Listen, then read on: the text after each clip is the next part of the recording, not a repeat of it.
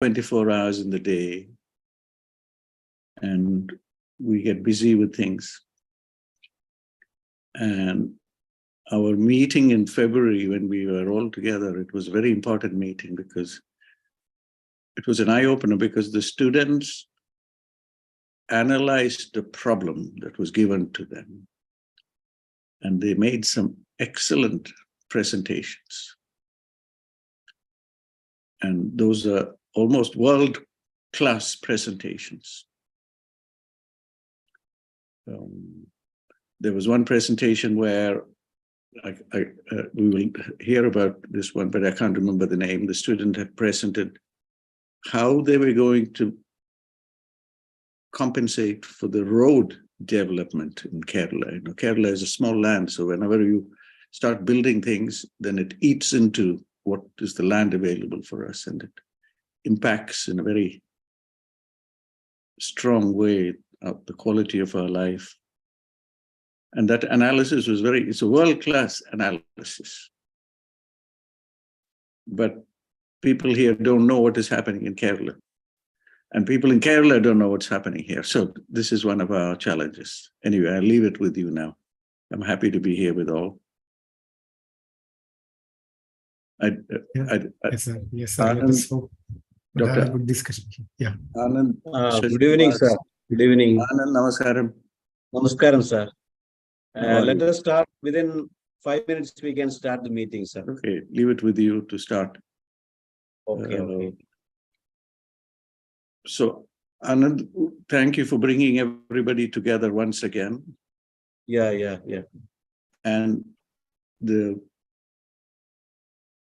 question the theme that we were just talking about is the change in thinking here in Europe.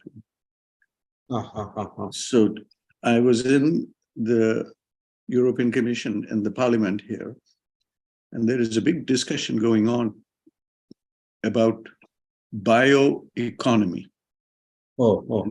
Circular economy. That means, are we using our resources correctly? Are we wasting resources? And everybody is getting conscious of this. And I was saying, they don't know about Kerala, the density, the way we live in Kerala. And how we are already following some of those circular principles, conservation of energy and water. And so there are lessons to learn. But our students may not be aware of what is happening in other parts of the world. Definitely. People in other parts of the world don't know what is happening in. Yeah, definitely, sir. Dialogue is important. Can you please mute? Okay, sir.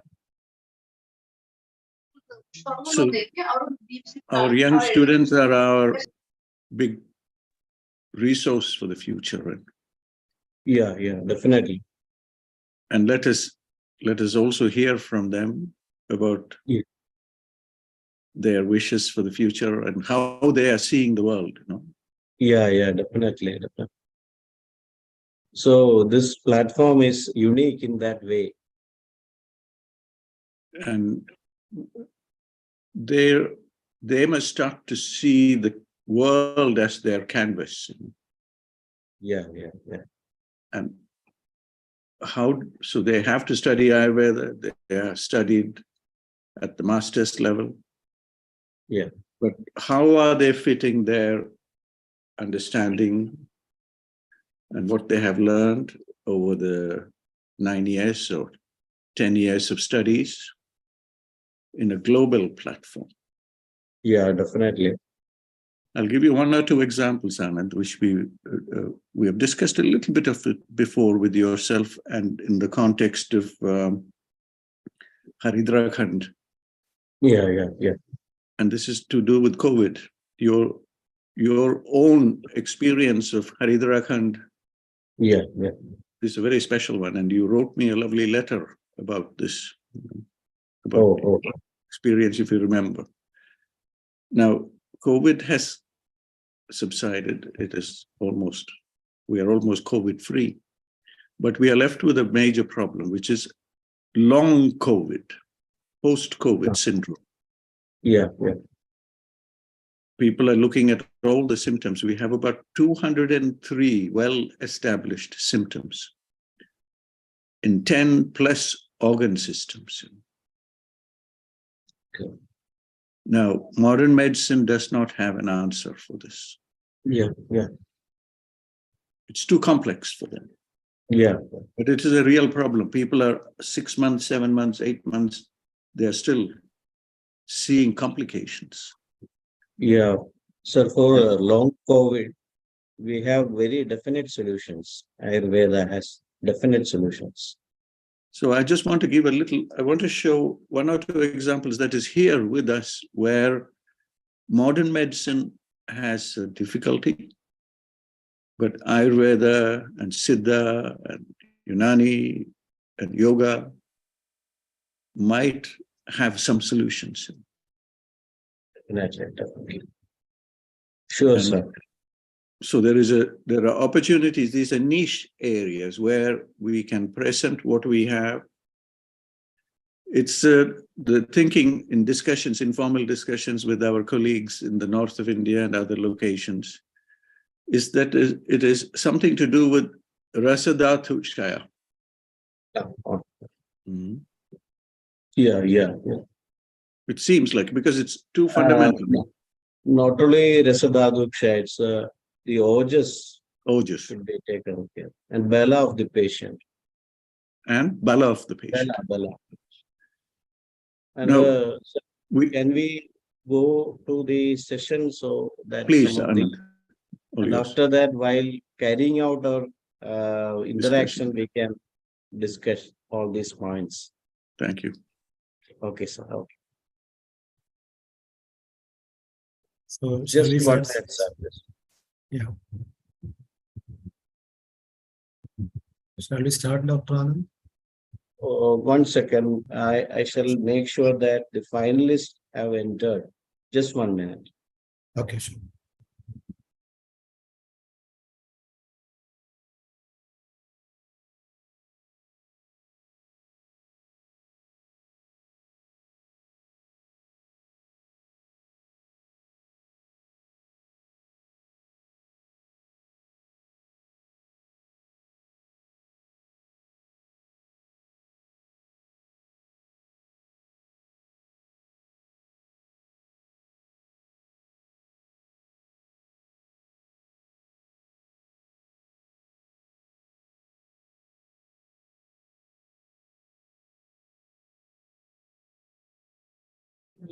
So let us start the proceedings.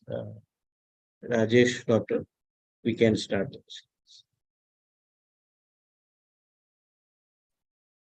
Good evening, one and all present here. Respected Madan sir. May I invite Dr. Anand for the welcome speech?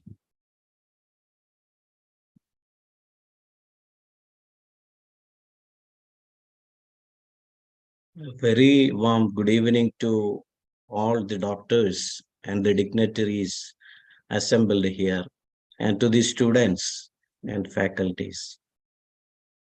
So we are moving on to a very unique session in which Ayurveda Medical Association Research Foundation has created a platform. It is very unique in the sense that at one part of its study, the students, the future of Ayurveda is here. And the upcoming talents, and they must know what is happening across the globe. And on the other side, an eminent scientist, a world-class scientist, who is also a deeply interested in Ayurveda and who knows the true potential of this science. So AMA Research Foundation is very happy to host this program. The AMA Research Foundation is an important organ of Ayurveda Medical Association of India. And this is our works are aimed at strengthening the research in Ayurveda to give orientation to this field for more authentic and true research. So let us move on to the program. And first of all, I have bestowed with the opportunity to say the welcome address to this august audience. First, I welcome our president, Dr. Rajesh Neelamana, to preside the function. Also, he will be presenting a survey report of Research Foundation carried amongst the PG scholars of Ayurveda in Kerala about their understanding regarding research methodologies and their aptitude towards research. We are presenting the report of that too in this meeting before we are going to the interaction, before going to the interactions. And I welcome the most respected president of AMA Research Fund, AMA Ayurveda Medical Association of India, Dr. Leena CD Madam, for the keynote address.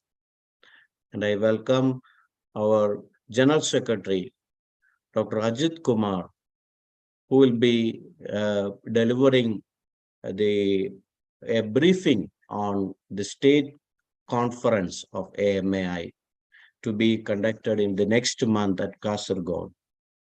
And also welcome Dr. Arjun, the treasurer, to who is going to say the vote of thanks, and all the eminent personalities, faculties, and all the doctors and students present here for this interaction.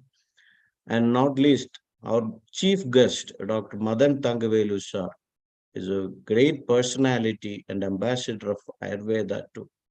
Spends a lot of time investing in Ayurveda to understand deeply its principles and to explore it more for the human beings, for the sake of human beings, a great scientist.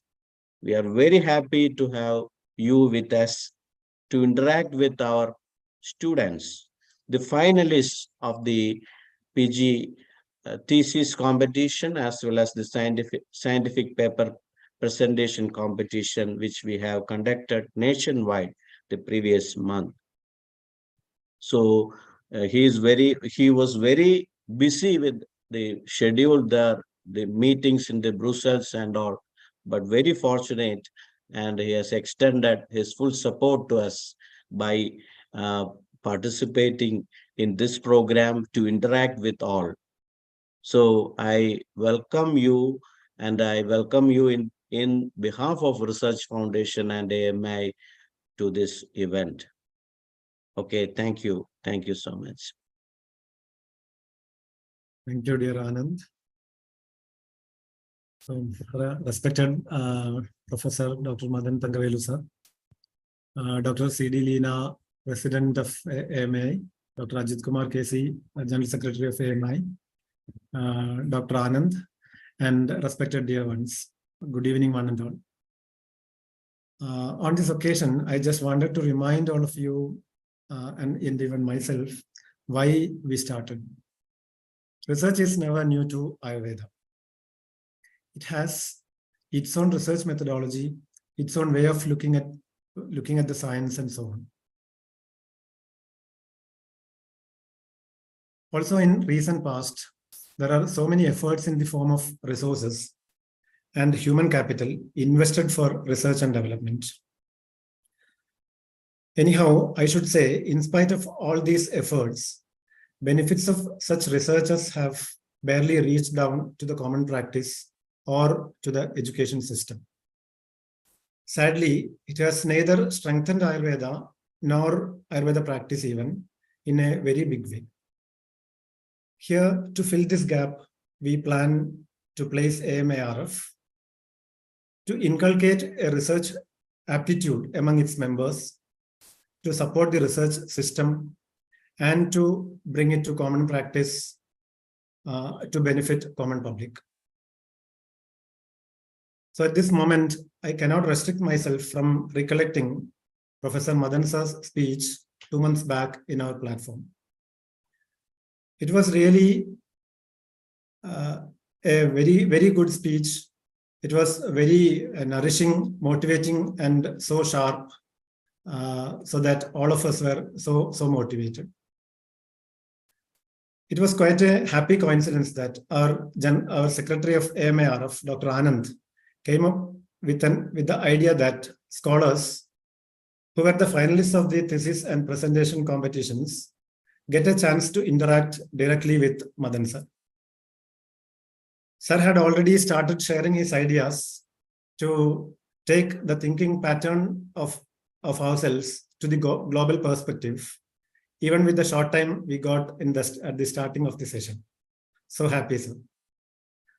Special thanks to Dr. Anand for this brilliant suggestion in organizing this program. I wish all the scholars best of luck. Let us start the session by Madan Sir. And before that, let me present the outcomes of a survey we had conducted among the PG scholars of Ayurveda colleges in Kerala. Just put it in a very short way, very concise. So let me share the screen for that.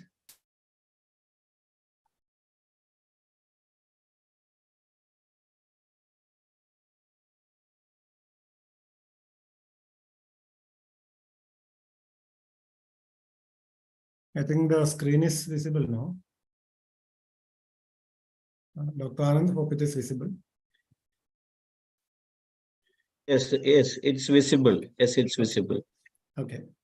It was a survey conducted among Ayurveda postgraduate scholars about their awareness and concerns on research. It was conducted by AMARF through an online platform, Google Forms. The aim was to assess the knowledge, attitude, and practice on research methodology.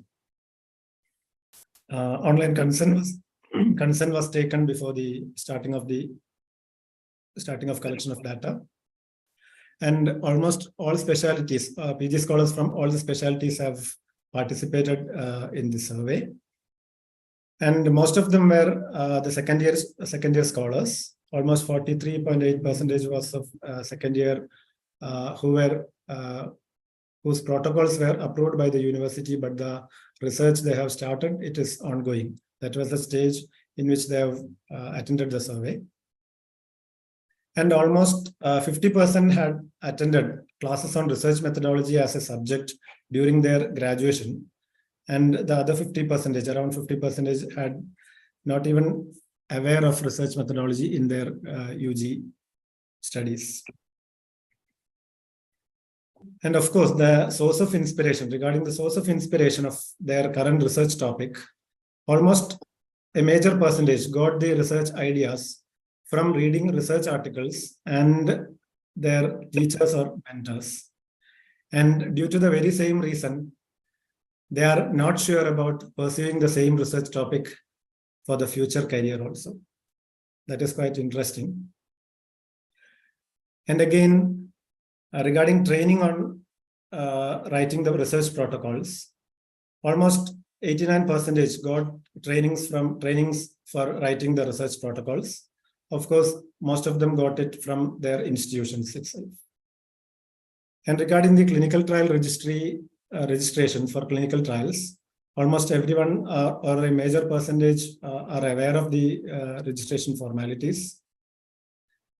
And regarding the training on protocol writing, it was very useful. The training, whatever they have received, it was very useful. Almost 72% were of that opinion. And the difficulties they had faced during the research process. The major percentage faced the problems during the selection of research topic itself. It's a major area. I think we need to have a plan of research in our departments, PG departments. And again, regarding the areas on proposed or ongoing research belongs to, most of them were like clinical research, and some 30% were of in vitro or in vivo studies also. A major percentage came from clinical research aspects.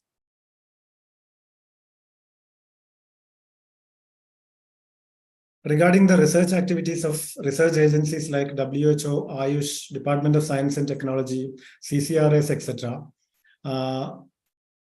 almost 52% often follow the activities. They are not regularly following the activities of research of these agencies.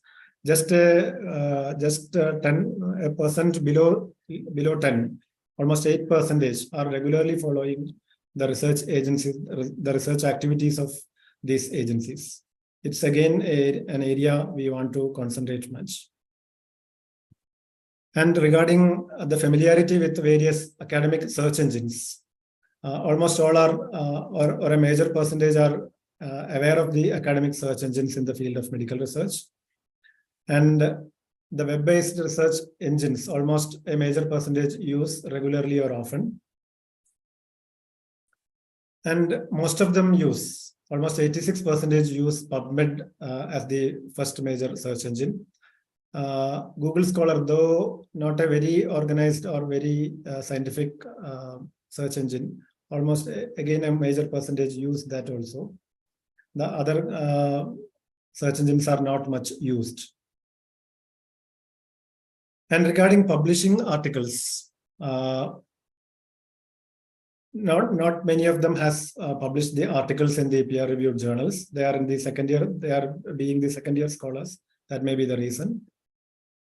And do you think that Ayurveda needs research that is different from contemporary biomedical research? That's a very interesting finding that 76% are pro for this answer, that Ayurveda needs a research that is different from contemporary biomedical research. I think Sir can contribute much on this topic also. And regarding their knowledge on drug standardization techniques, almost a major percentage have some average knowledge about drug standardization techniques. Regarding phytochemical analysis of drug also, the knowledge is almost average in a major percentage of persons, those have attended. And are you aware about the different institutes providing facilities for phytochemical and physiochemical analysis? That percentage is almost a major percentage don't know regarding the different institutes providing facilities. And regarding the knowledge on indexing of journals, that is very average, not much having a good knowledge or a fairly good knowledge on indexing of journals. And regarding the guidelines on publishing articles like Consort or Strong, almost everyone are familiar regarding this. And almost all are good about their knowledge in biostatistics. And the areas, the training need analysis, the need on training, most of them opine that they need training in publication skills and biomedical statistics. And regarding the various funding agencies, a major portion don't know about the funding agencies on research. And the CSR funding chances also, almost a major percentage of PG scholars are not aware of the corporate social responsibility or of the agencies and providing funding chances for research. And idea about linking research with international universities, about which Sir was mentioning in the beginning of the program, almost a major percentage, 80% are not aware of taking the research or activities to an international level. So I think Sir's comments were very useful, and I think Sir can comment more about this also. And the awareness about AMA Research Foundation, almost everybody has a fairly good knowledge about AMA Research Foundation. And the good part is that almost everyone or a very major percentage are happy to be part of activities of AMA Research Foundation. So the major findings we can conclude like this. The need on training is on linking research with international universities and regarding the funding chances, especially CSR funds. And they need training on publication skills, and regarding indexing of journals, they need to have a good awareness, and regarding biostatistics also. So, and as we discussed earlier, this also is a point which we need to discuss furthermore, whether Ayurveda needs an altogether different research methodology for taking it further. So thank you one and all. Thank you for the opportunity, and let us move on further. Let me invite Dr. C.D. Leena, the President of Ayurveda Medical Association of India, for a keynote address. Welcome, Dr. C.D. Leena. Thank you. Good evening and welcome to all the distinguished guests and delegates who are here today for this interactive section with Professor Madan Thangavelu. Our guest of honor, Professor Madan Thangavelu, Research Foundation President Dr. Rajesh, State General Secretary Dr. Ajit Kumar, Research Foundation Secretary Dr. Anand, Treasurer Dr. Arjun, and the distinguished guests and all doctors, finalists from the various events conducted by AMRF who have joined for this section. As you all know, Ayurveda Medical Association of India is one of the largest associations of Ayurveda doctors with more than 10,000 members, and is in the forefront for the development of Ayurvedic practices and promotion of quality Ayurvedic solutions for public health. We strive to foster young talent and to be the part of the professional life of Ayurvedic physicians, supporting their journey. To cultivate an evidence-based culture and promote the research in Ayurveda, AMI have established an organization under it called Ayurveda Medical Association Research Foundation.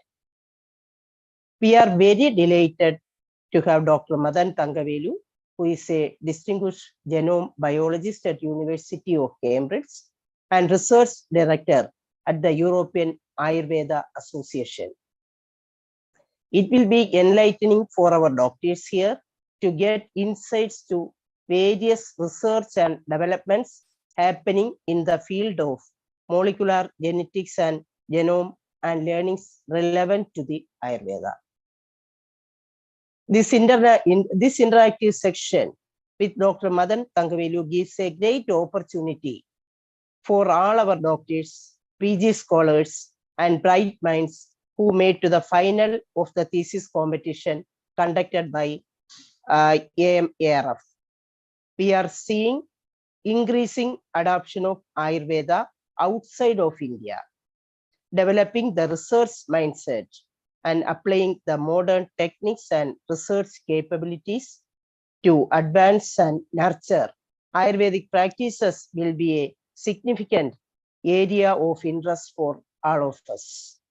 We're glad to see such a great participation from all who have joined us here, and on the behalf of AMA State Committee, wishing all the success for this event today and for the activities by AMI Research Foundation. Thank you. Thank you, ma'am. Thank you, Leena, ma'am. And may I invite Dr. Ajit Kumar KC, General Secretary of AMI, for a very short briefing on state conference, which is to be conducted on next first week of May at Kasaragod. Dr. Ajit, please.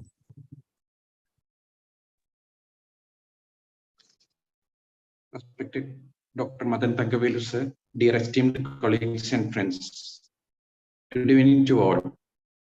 I am delighted to announce that we are fortunate to have Dr. Madan Thangavelu, sir, with us today to interact with the young scientists from across India.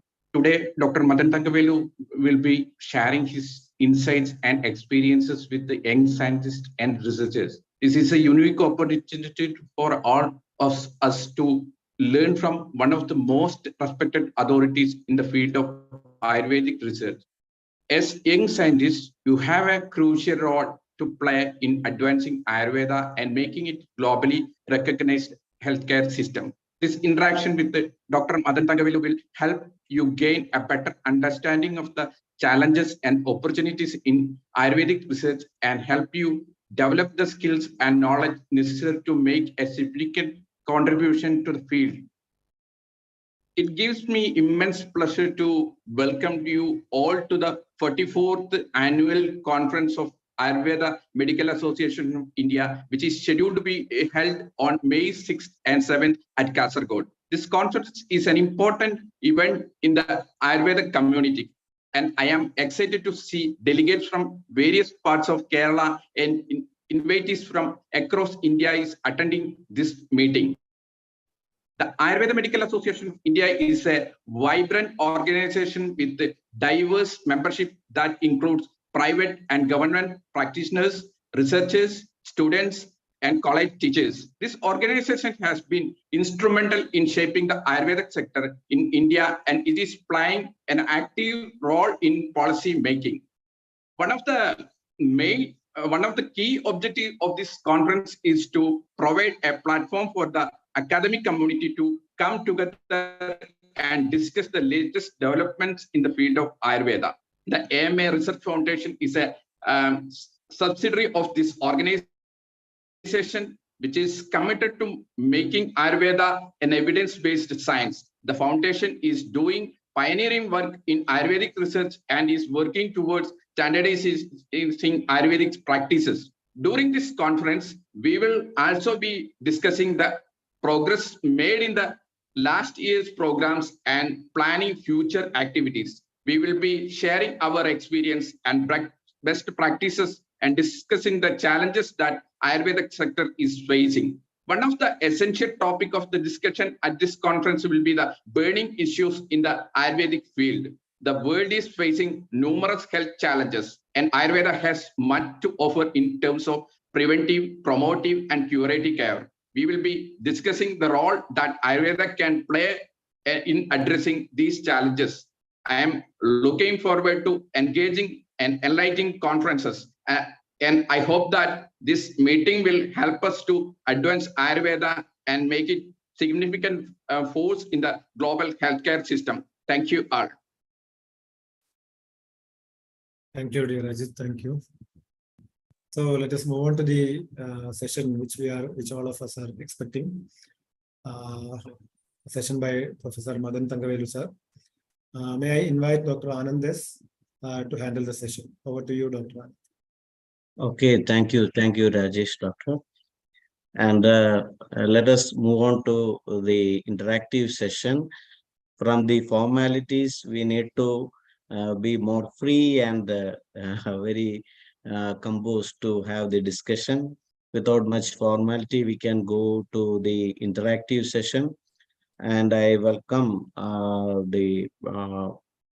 chief guest, Dr. Madan Thangavelu sir, and the students who are the finalists of the national level competitions to communicate directly with sir.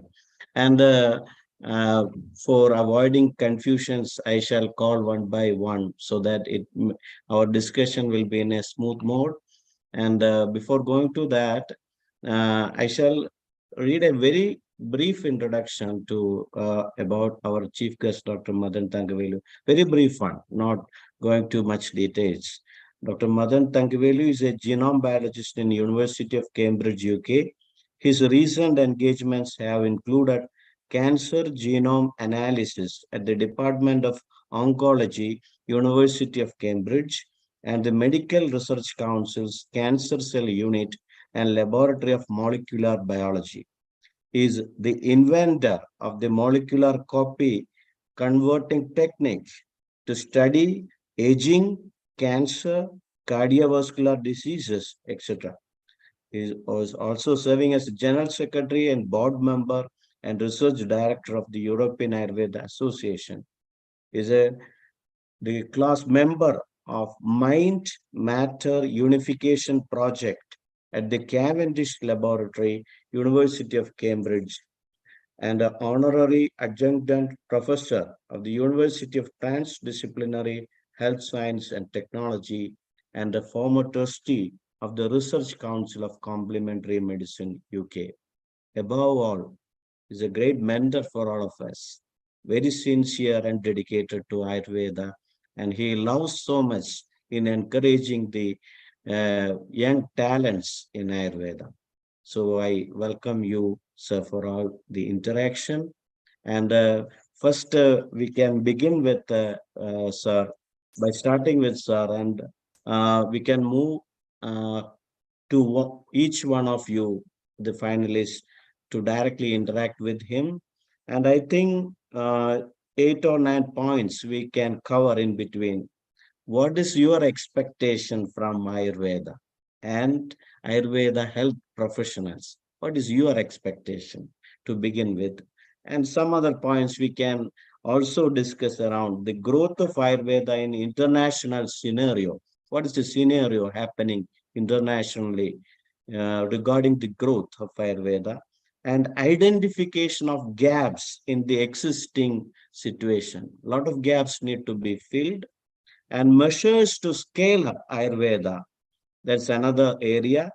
Ayurveda and research.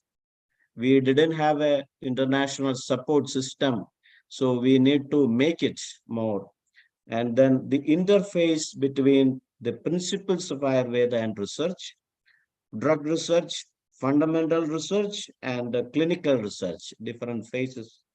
And strength of Ayurveda, how you consider what is the main strength of Ayurveda as a different person other than from our field, and the multidisciplinary and transdisciplinary approaches that we have to adopt in the future. All these we can cover in the discussions, and let us invite Dr. Madan Thangavelu, sir.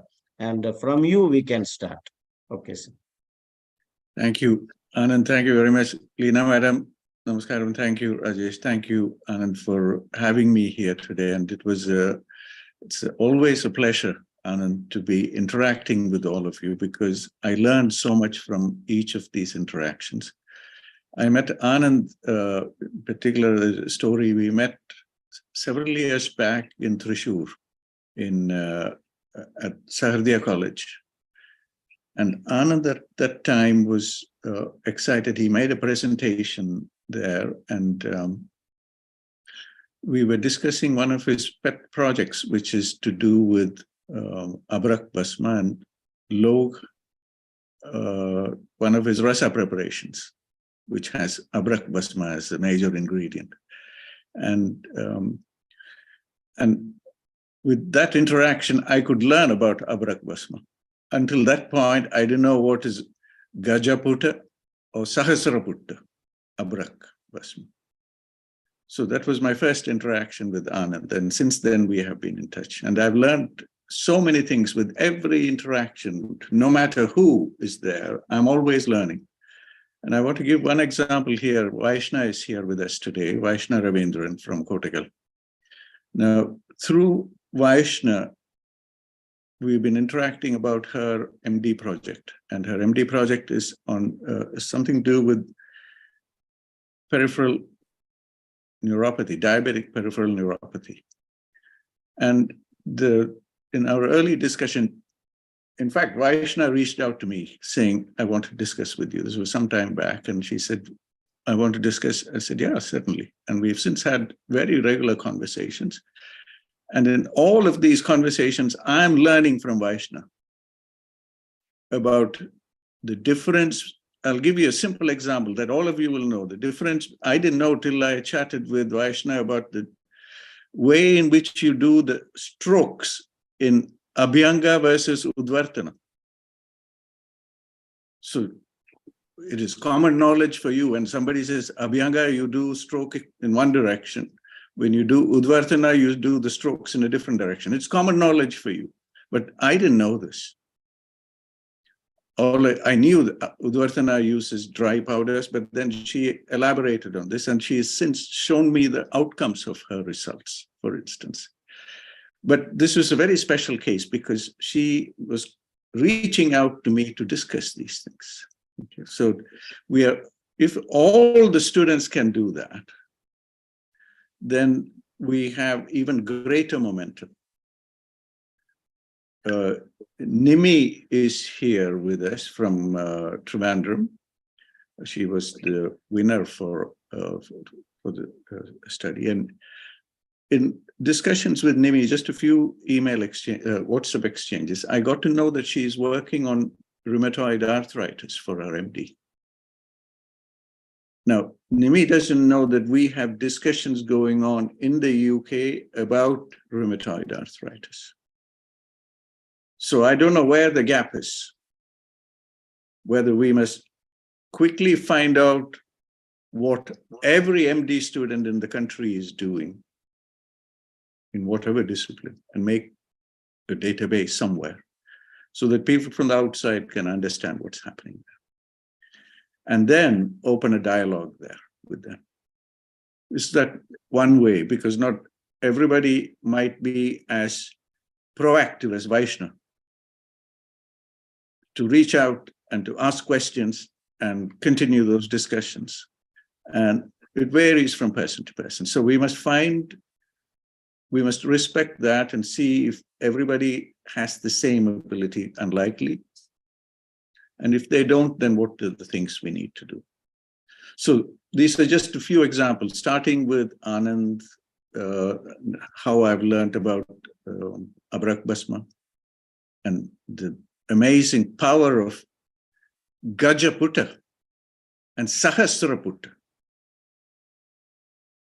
and the therapeutic differences between Gajaput and Sahasraputta.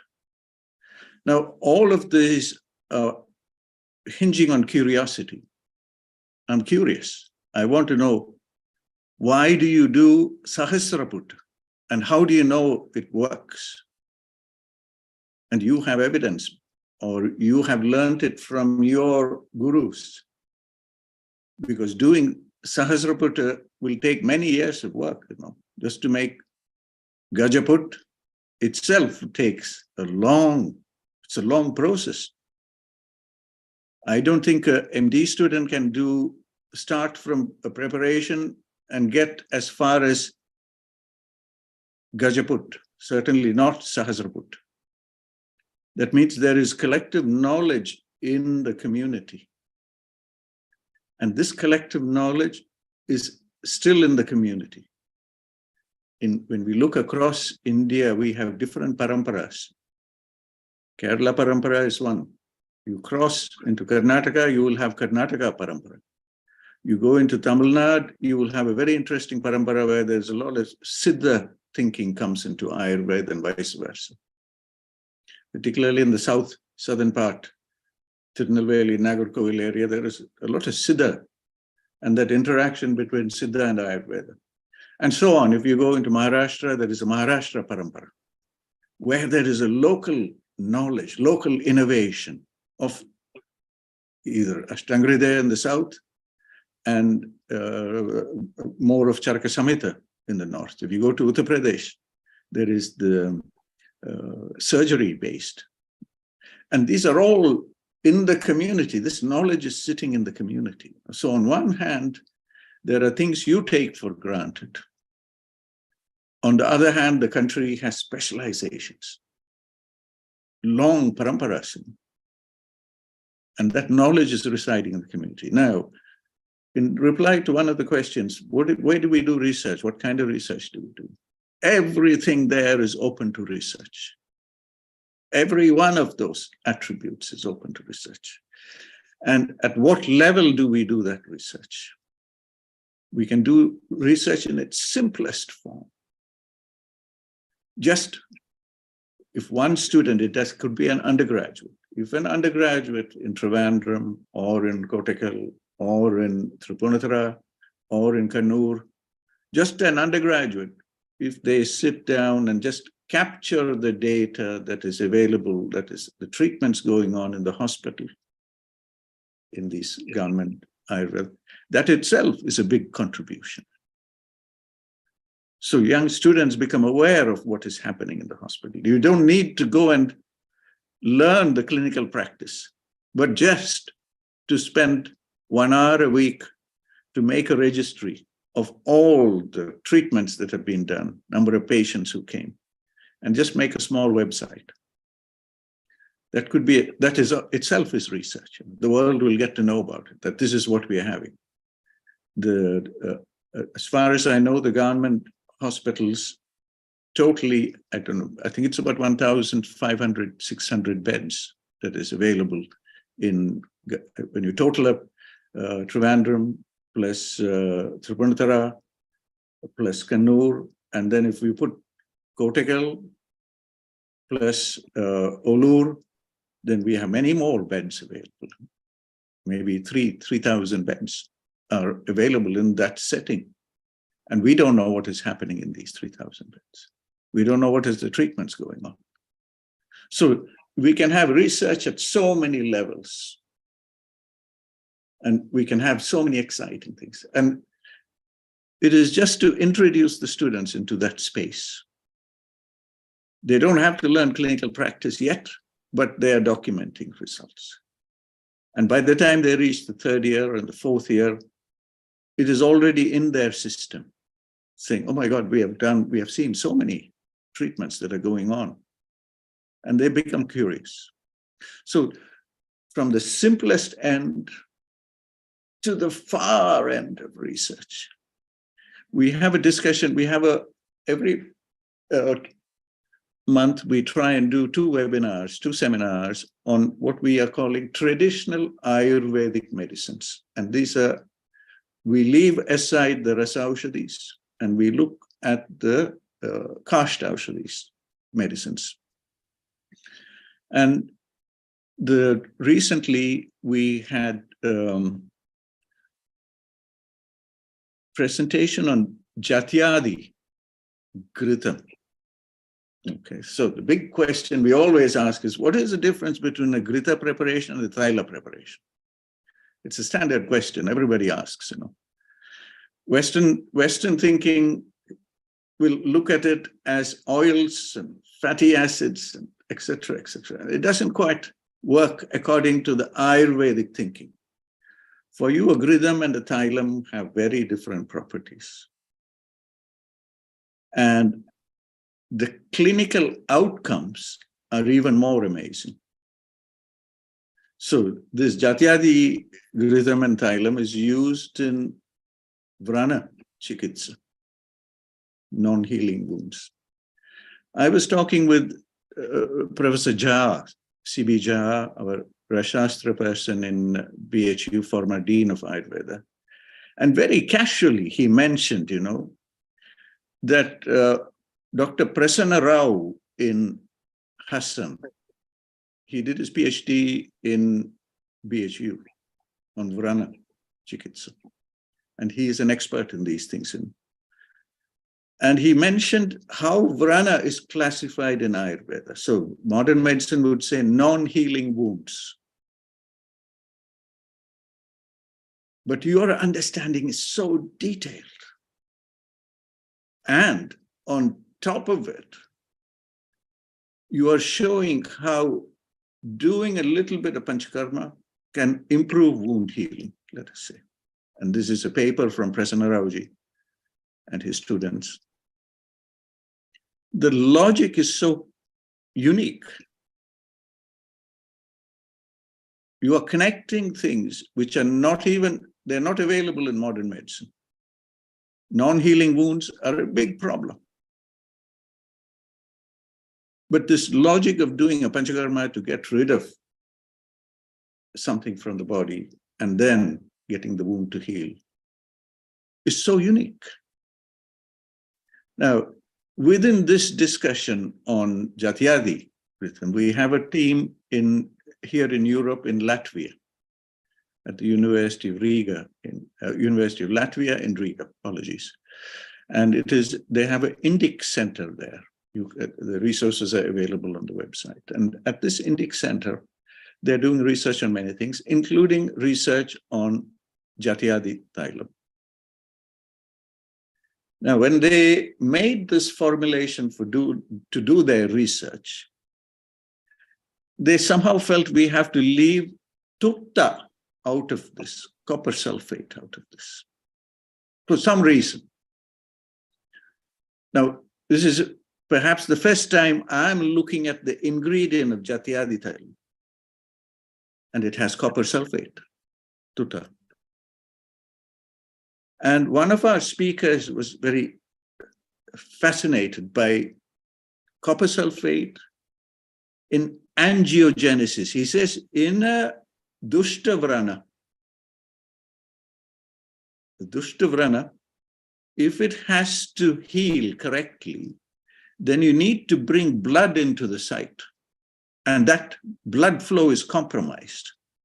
So you have to create new blood vessels, healthy blood vessels, then the immune system can operate, the immune cells can come there, and they can fight biofilm, microbial biofilm formation at the wound site. That is what makes a Dushtavrana. And he is saying that if you don't put copper sulfate in there, you will not get blood vessel formation.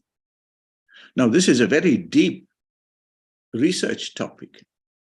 So number one, you have to understand the entire composition of Jatyadi Thailam. You must understand the Kaya Chikitsa aspects of Jatyadi Thailam. And then you must understand the experience of a Vaidya, the Vaidya community, of using Tutta, copper sulfate. And then see if we can make a logical study to understand what is the function of copper sulfate in the human body. So you see how many things we have to connect, starting with the simple. Everybody says Jatyadi Thailam. The Kaya Chikitsa person who was there, Dr. Deshmukh from Maharashtra, he was saying, there are some instances where Thailam will not work, only the Ghritam will work. Jatyadi Ghritam. And there are some instances where the Ghritam will not work, only the Thailam will work. No, that is a research problem. Next question, what is copper sulfate doing? What is Tutta doing here within this? And I want to share my screen here, Anand, just to give you an example of what we expect from the students. So they have to understand Ayurveda, they have to understand Sanskrit, they have to understand the Samhitas. The challenge that I pose for them is in this sequence of experiments. So they have to understand Jatyadi Thailam, Jatyadi Ghritam. What are the ingredients? What is the role of Tutta in there? And then see if we can find evidence in contemporary research about why Tutta is there and whether we can get some clue about it. And in this one screen share, I just want to take you just into the depth of that kind of thinking and how in today's system, in today's knowledge, we already have these kind of clues available for us. The database I want to show you is a database that contains, it's called the Chemical Gene Database. If it is visible here, and I use this very quickly to show you the way my mind is working when I hear about these things. So here is it's called the Comparative Toxicogenomics Database. And Anand, this is a point that I'm putting this here to connect it with Rasa Shastra. Yeah, yes. Sir. And I'm using one example of Tutta, copper sulfate. And I'm saying, when we bring these systems together, Jatyadi Thailam plus ingredients, plus what is the treatment response, plus a curiosity. Somebody says it helps vasculature, and this is how you go from Dushtavrana to a healable, a normal Vrana, Shuddha Vrana.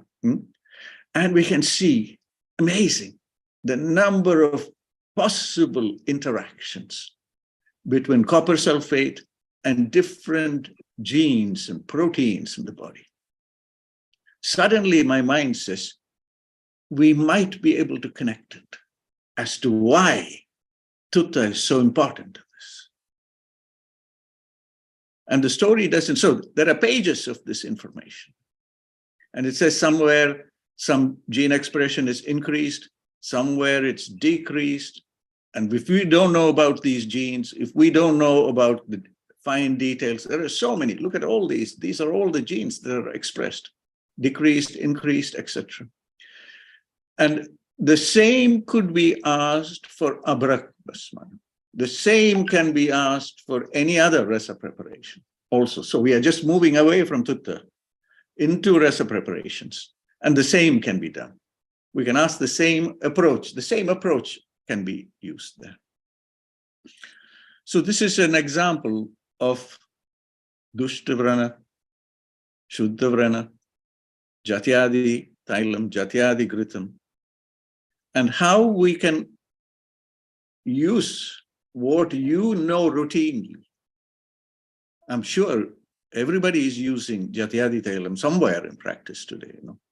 If we look across all the college hospitals, if we had a real-time analysis and data on Jatyadi, Gritam, and Tailam, and the treatments that are going on, and the treatment outcomes, it is already happening in the state. You know? We are our own. We have become a world-class research facility already. We are already a world-class research facility. The clinical work is going on today. But somehow we have not harvested that data. And this, the example of Jatyadi is just one. There are so many formulations that you are using every day. And we are missing the data. So this is I'm talking about the 3,000 or 2,000 beds in the government sector or in the other colleges that are there. What about the local practitioners? So many people are getting excellent results, but we don't know what they are. So there is a gap there. And that gap is, for some reason, we never had that style, but now we have an opportunity to use tools and technology to achieve that. And how do we make it happen? For me, the wish is the special parampara that we have in Kerala, which has come through many generations. If we go to Olur, if we go to the Ashtavaidya families, there are 10, 14, 15, 17 generations of experience. 17 generations of experience in our state. We are already the world leaders in this space, but we don't realize it. Do you see? When you have 10 paramparas, 10 generations in a parampara, nobody can compete with us. Nobody. So how to bring that excitement out? In Kerala, in Trivandrum Ayurveda College, you have documented a very important formulation, Muruvanna. And we have discussed about this, Anand, about Muruvanna and the story of Muruvanna and how it came. Now, Muruvanna works and it gives you fantastic results. But the world doesn't know about it, which may be a good thing, but it may be a bad thing too. That you are using Muruvanna with such confidence and you have no doubt it will work, and it works. And it could benefit the whole world. If one of our students says, sorry, I don't want to go into practice, I like to manufacture. And if they set up a little manufacturing unit for Muruvanna, they could be exporting to the whole world. Yes, we have accommodated the student's need. That student studied Ayurveda, but somehow is fascinated by formulations, by Shajikalpana, their excitement. And they want to make a living out of that. They want a life in this. Why not? You can take one formulation and make it a global product, if that is what you want to do. If you want to do research, you can do research at many levels. You can go into the college and just document the results, or go into the community and say, who's using Muruvanna here? Who's using, who's able to heal non-chronic, chronic ulcers? Now, we had a last one example, Anand, before I go on. There was a request. I don't know if you know Mousmi Manohar. Mousmi is one of our students, Panchkarma students from Kottakkal, and she practices in Calicut. Maybe many of you will know Mousmi. Now, I had introduced Mousmi to an Vaidya in Rajasthan, Pradeep Sharma. He studied at National Institute of Ayurveda in Jaipur. Okay. And one day there was a request from Pradeep saying, in Kerala, they make Murivanna. Do you know somebody who will make me 50 liters of Murivanna?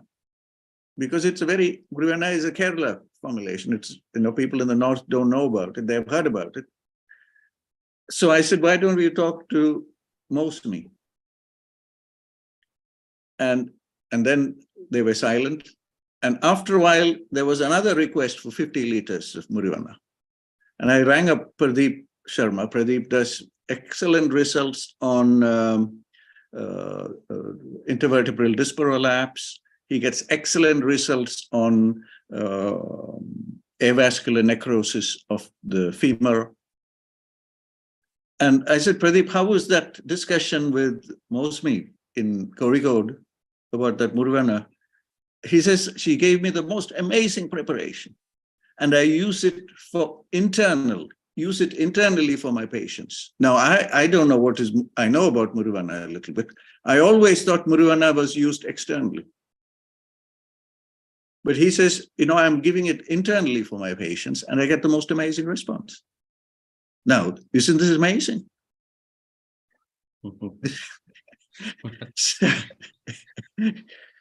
So there we are. That's my first story here, saying there are many things happening in the community, but somehow we take it for granted. It's all right. It's all right. It's good to be that way. But sometimes we lose out if we just take it for granted. We take for granted the wealth we have. And then we keep searching for wealth somewhere else. We don't realize that the wealth is already in your hands. We are already sitting on it, and we are looking somewhere else for what we want. So just a few examples. I'll give you one last example. Panchakarma is one of Ayurveda's unique kind of practice. And Panchakarma works, it can take, I think, many centuries of research before we really understand Panchakarma, or any one of the karmas in Panchakarma. That will take many centuries of work with the best of technologies. In Cheruthurthi, you have the National Institute of Panchakarma. And we should be proud of it, but nobody has any idea what happens in there. I've seen a photograph of the building. It's a very impressive building on the side of Bharatapura, Neela. But I have no idea how many treatments are going on there. What are the research projects going on there? I don't even know who's the director of this institute. Who is at fault? Is it us? Or is it something else? I know in the part of that Panchakarma work goes on in Trivandrum. And it happens in a place that is next door to Rajiv Gandhi Center for Biotechnology, Pujapara. But the people in Rajiv Gandhi Center of Biotechnology don't know there is a Panchakarma center. In just short walk from where they are. So there are resources in the community. For some reason, whatever that reason is, we are not able to connect. But this is why we are here, so that our young students will start thinking about it, and they will develop a style of thinking so that they can. Thank you, Anand. So I hope I've touched on some of those. Very exciting, sir. And this is only for Kerala. Now, when we go across India and we look at all the CCRAS institutes, Dr. Praveen is now working at one of the CCR institutes for metabolic diseases, I think in Assam, in Guwahati or somewhere. So he gives some information about the kind of projects that are going on. And the whole world is looking for solutions to metabolic syndrome. And we have those answers. So I can only see opportunities as we go on. So very exciting and inspirational. You are beginning. You have talked such, and it's actually an eye opener to all these students assembled here and the young talents here. Very excited as a Rasayan, rejuvenative. And you have also pointed out the ironies, which we are not aware of the ironies that is happening. We are not exploring much about our potentials. So this is definitely an eye-opener, and I'm very excited how you look at Ayurveda, and its possibilities. It's very exciting. And shall we move on to the students to? Please. Yeah. And let us invite the students who are the finalists of Research Foundation competitions. We are providing the opportunity to talk directly with sir. And let us start with Dr. Lakshmi, who have bagged the first prize in the thesis award, National Competition Agnivesar Memorial Award. Let us directly move on to her. Lakshmi, please, can you ask your question or share your thoughts with Madan sir? Lakshmi, namaskaram.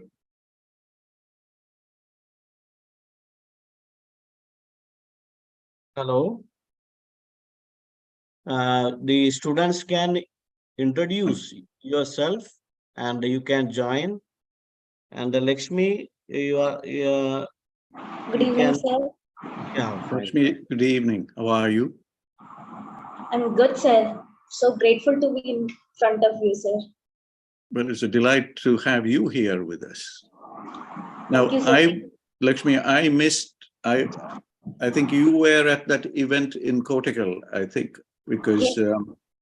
and I was not, Anand puts me punishing schedules. He wants me to wake up at 4 a.m. to attend these events. So I couldn't attend that event for some reason. And I think I was busy with, Anand says the program begins at 9 o'clock.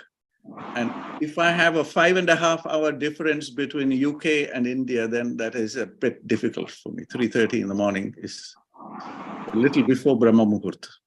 Anyway, Lakshmi, happy to have you here with us. Thank you so much, sir. We are so grateful and humbled to be in front of you, sir. I'm delighted to be here, and I want to learn from you. Tell me what I missed your presentation. Tell me where you want to go. What do you think with some of the thoughts that I mentioned? Yes, sir. First of all, my thesis was an analytical study of Panchagavya Ghrida. It is a ghee formulation which contained only animal products. No herbal products was there in the formulation.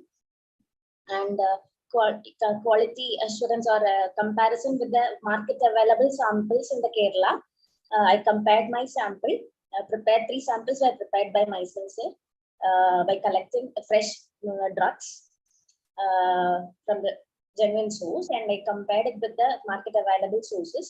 And in one among the market sample, mostly all the parameters, the key parameters of the parameters as per the Pharmacopea Laboratory of Indian Medicine, the analytical protocols were checked in all the samples, and mostly in most of the market samples, all were in comparable range with the prepared sample. And in one among the sample, unadulteration of the ghee was detected, sir. Presence of one mineral oil in the ghee preparation was noted, sir. Lakshmi, I have this Panchagavya Ghritam is a very important formulation. And I will give you one story that somehow accidentally I got involved with. And this was, again, a Ghrita preparation. This was Mahakalyana Ghritam, you know. It's a story I keep telling everybody about Mahakalyana Ghritam. And Mahakalyana Ghritam, I'll come back to Panchagavya Ghritam and the work that's going on, but I just want to go very quickly into the Mahakalyana Ghritam. And for some accidental reason, I connected with this Mahakalyana Ghritam formulation. We have in our Cambridge University library, we have a copy of Charaka Samhita, and we can look through. And in there was a specific mention of the milk to be used, you know. And the mention was not Shira, but Grishta Shira. So it's a very specific mention. You have to use Grishta Shira. So I left it for a while, and I was fortunate to be able to discuss with senior professor in Tilak Ayurved Mahavidyalaya in Pune. And we were talking, and I said, could you tell me, what is this thing called Grishta Shira? And he said, you know, in Maharashtra, we have a procedure by which milk from a cow that has had its first child. So it is not colostrum, but it is a cow that has had it's the primopara cow, a cow that has had its first child. That milk is called Grishta Shira. Okay, so I tell the story in many, many places about Mahakalyana Ghritam and this Grishta Shira. And why the specificity, you know, of Grishta Shira. And Professor Vishnu Joglekar is the name of the professor from Tilak Ayurved Mahavidyalaya. He's an Agartantra professor, and he has written a book on Agartantra. And he said in Maharashtra, when the Dudwala, the milkman, comes occasionally, and he says that we have a special milk. We have a cow that has just delivered its first baby, and we have this milk. And we call that Grishta Shira. So we left it at that. And I said, this is interesting. The Charaka Samhita must be so specific about the milk to be used. And I was reading a little bit about different milks. And I know at that point, I already knew that we use 8 types of milk in Ayurveda. 8 milks are recognized. But Grishta Shira was special. So I followed up, and I came across a research paper. So this is the little bit of work that we all must do. I point to the extra reading we must do, you know, and that extra reading is based on some interest, some curiosity, basically. So I was reading about milks, and I found one paper from Japan. In Japan, there is a milk, one of their big milk companies is called Morinaga Milk Company. Okay. Now, this milk company does research on milks. And whenever we see Indian papers about milks, we only see fatty acid characterization and this and this, and there is nothing more detailed in there. But this Morinaga Milk Company has done analysis at a different level altogether. And this level was about something called microRNA, small RNA molecules. And these microRNAs control the activity of genes. These are very small, very recent discovery, and they control. So I made contact with them, and I asked them, do you have microRNA analysis for milk from a cow that has had its first child and milk from a cow that has had more than one child? And he said, yeah, we have some data. And when we look at that data, that is the big difference that we find. Grishta Shira, the milk from a cow that has had its first child, is very special. Not for protein, not for, fats, but for these small RNAs. And suddenly you say, oh my God, how did they know? Maybe this was a reason. I am not saying it is a reason. Maybe this was a reason. And in the Vajikarana Chikitsa Adhyaya, you will find mention, a slightly different mention of feeding cows with different leaves.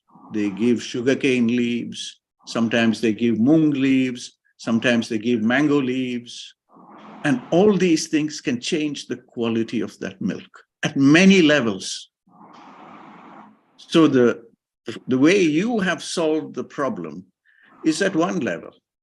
And we are expecting that nobody will hereafter make Panchagavya Ghritam with anything other than the best ghee. It's understood. We will not permit that. So that quality has to be drawn. But we must also respect other details. We have a big program running out of Maharashtra, out of Bombay. We have a group there, a student who got the Prime Minister's PhD scholarship, working on Panchagavya, not on Ghrita, but Panchagavya.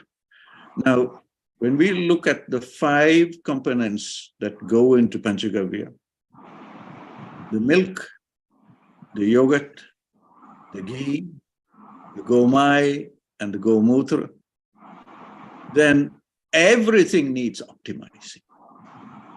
So in this study, what this student had done, she had gone to one Goshala, a known cow, one Gir cow, known breed, and collected everything from that Goshala, from that cow, and standardized everything there. So some of this is not written in our Samhitas, but we have to look into it by saying maybe they kept, they just understood that this is how it is done. They lived in a village. There was only so many cows in the village, and they were all one breed. And that was the only way we got Gomai and Gomutra. But the big question is, what is special in Gomai, Gomutra? How do we standardize these things? So Dr. Palap, who is the person in Maharashtra, he has optimized a procedure. He says, when you take Gomaya, and it has to be put on a copper plate for X number of processes. Now, this is a procedure that might be described in the Samhitas. Copper plate, you have to put it there, and then after so many hours, you remove it. He did a clever experiment there. He said, what happens to the microbial population? Why are we using copper plate to put Gomaya? And he said, well, maybe it affects the microbes. And he characterized the microbes, the bacteria in Gomai, before going on the copper plate and after the copper plate. And what do we find? An enhancement of one species of lactobacillus. So we take for granted, this is how we prepare Gomai. And how do we prepare? What is the logic behind it? So everywhere, every small area has some detail. And to connect this microRNA story, and I'm saying microRNA is a very new discovery. It is not known it's not known, it wasn't known for, I don't know, till maybe 10, 15 years ago. But when we look at the power of this knowledge and how it affects physiology, with Anand, I was just talking earlier about COVID, long COVID and treatment. Now, here is one example of a microRNA that comes from Grishthashira also. It's called microRNA 144. And we see it in all the pathologies, imbalance in this microRNA. And you see here it is in COVID-19 severity and mortality. And if we read this paper, for many people reading this paper would be like trying to read Charaka Samhita. If you don't know Sanskrit, then you can't go into Charaka Samhita. Similarly, if you don't know the language here in this paper, we will not make inroads. If we don't understand microRNAs and how to understand the expression, etc., then it is almost like reading for somebody who doesn't know Sanskrit and you give them Charaka Samhita and say all the knowledge is here. It doesn't work. It will not work. So our challenge now is to see how we can bring this engagement between what you have done, Lakshmi, very important formulation, Panchagavya Grutha, and it is very effective. And it can be, when in the hands of a good Vaidya, it produces incredible results. Mahakalyana Gritham in psychiatric conditions. Kalyana Gritham, Mahakalyana Gritham. The whole story, I give you one example, where it's still waiting, research is waiting, is about Grita, Purana Grita. What is happening here? Why is aged ghee, if you keep it for 50 years, if you keep it for 100 years, something happens there. It increases its therapeutic value. What is happening? I don't know. So wherever we go in, there are examples. Now, last one, we are talking about Shira. Give you one example, we have been using Anuthylam for, I don't know how many years. Now, Anuthylam, we had Dr. Sudhira from Kottakkal, who presented about Anuthylam at our event in Canada last 2 weeks ago. And Sudhira was taking us through the whole procedure of how you make Anuthylam. In the 10th avarta of Anuthylam, you use goat milk. Yes? And nobody questions, why is goat milk? Why don't you use cow's milk? No, we use goat milk. Now, what is special about goat milk? Goat milk has many fatty acids, like any milk, but it's very special. It has 42%, most goat breeds will give you milk with about 42% palmitic acid. And about, 10% capric acid. These are 2 fatty acids in goat's milk, which is very special. Now, the reason why Anuthylam is called Anuthylam is because of its properties. It goes deep into the tissues. Now, question then is, why does it go so deep in the tissues? And it seems like when you do this 10th step, you do 9 avartas, and the 10th avarta, when you put goat milk in, the milk has fatty acids. And those fatty acids maybe, now this is a research question, maybe they form tiny nanoparticles of lipids. And it takes all the fat-soluble components from the 27 herbs or 25 herbs that are there and puts it into tiny nano vesicles. And hence, the ability to penetrate so deep. These tiny particles go, boom, they go all the way. And you're applying it in the nasal cavity. And straight away, it goes all the way to the brain and all the parts of the body. And every component of that, Nasya Karma will give you another 250 years of research. Nasya Karma with Anuthylam will give you another 250 years of research. So you are practicing it every day. You understand the formulation. You understand the safety of this formulation. But if you take one little step to question, why do we use goat's milk? Then we are sitting on another gold mine. So there we are. That's a story, Lakshmi. So That's we need a great to take thing, sir. Hmm? You have now shown us how we can connect Ayurveda to the most modern things, modern knowledge, how it is connected. You have now illustrated with the example. We have very much delighted to think about all these, how you think, how a scientific brain works. Just an illustration. How So to question? in response to Lakshmi, this is just one example of how we take that old formulation. In Kerala, for instance, now let us say, I'll give you one example. In Kerala, we have a very special breed of cattle, Vechur. And Vechur milk is supposed to be special milk, therapeutic milk. And it is still a mystery. Why is it so special? It only produces 2 or 3 liters of milk a day. It doesn't produce 20, 30 liters like some of Gir and all the other North Indian breeds. It's a small cow. It's only 90 centimeters tall.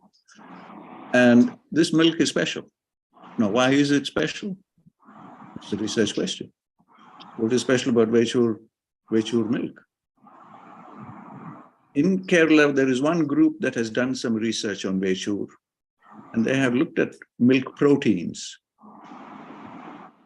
And there is one milk protein which is very special for Vechur breeds. But the question remains, the research question still sits there. So we don't know. It's an open question. But you people, the thing is, you people are using it every day. You are to, I don't know, you say Pratimash Nasya.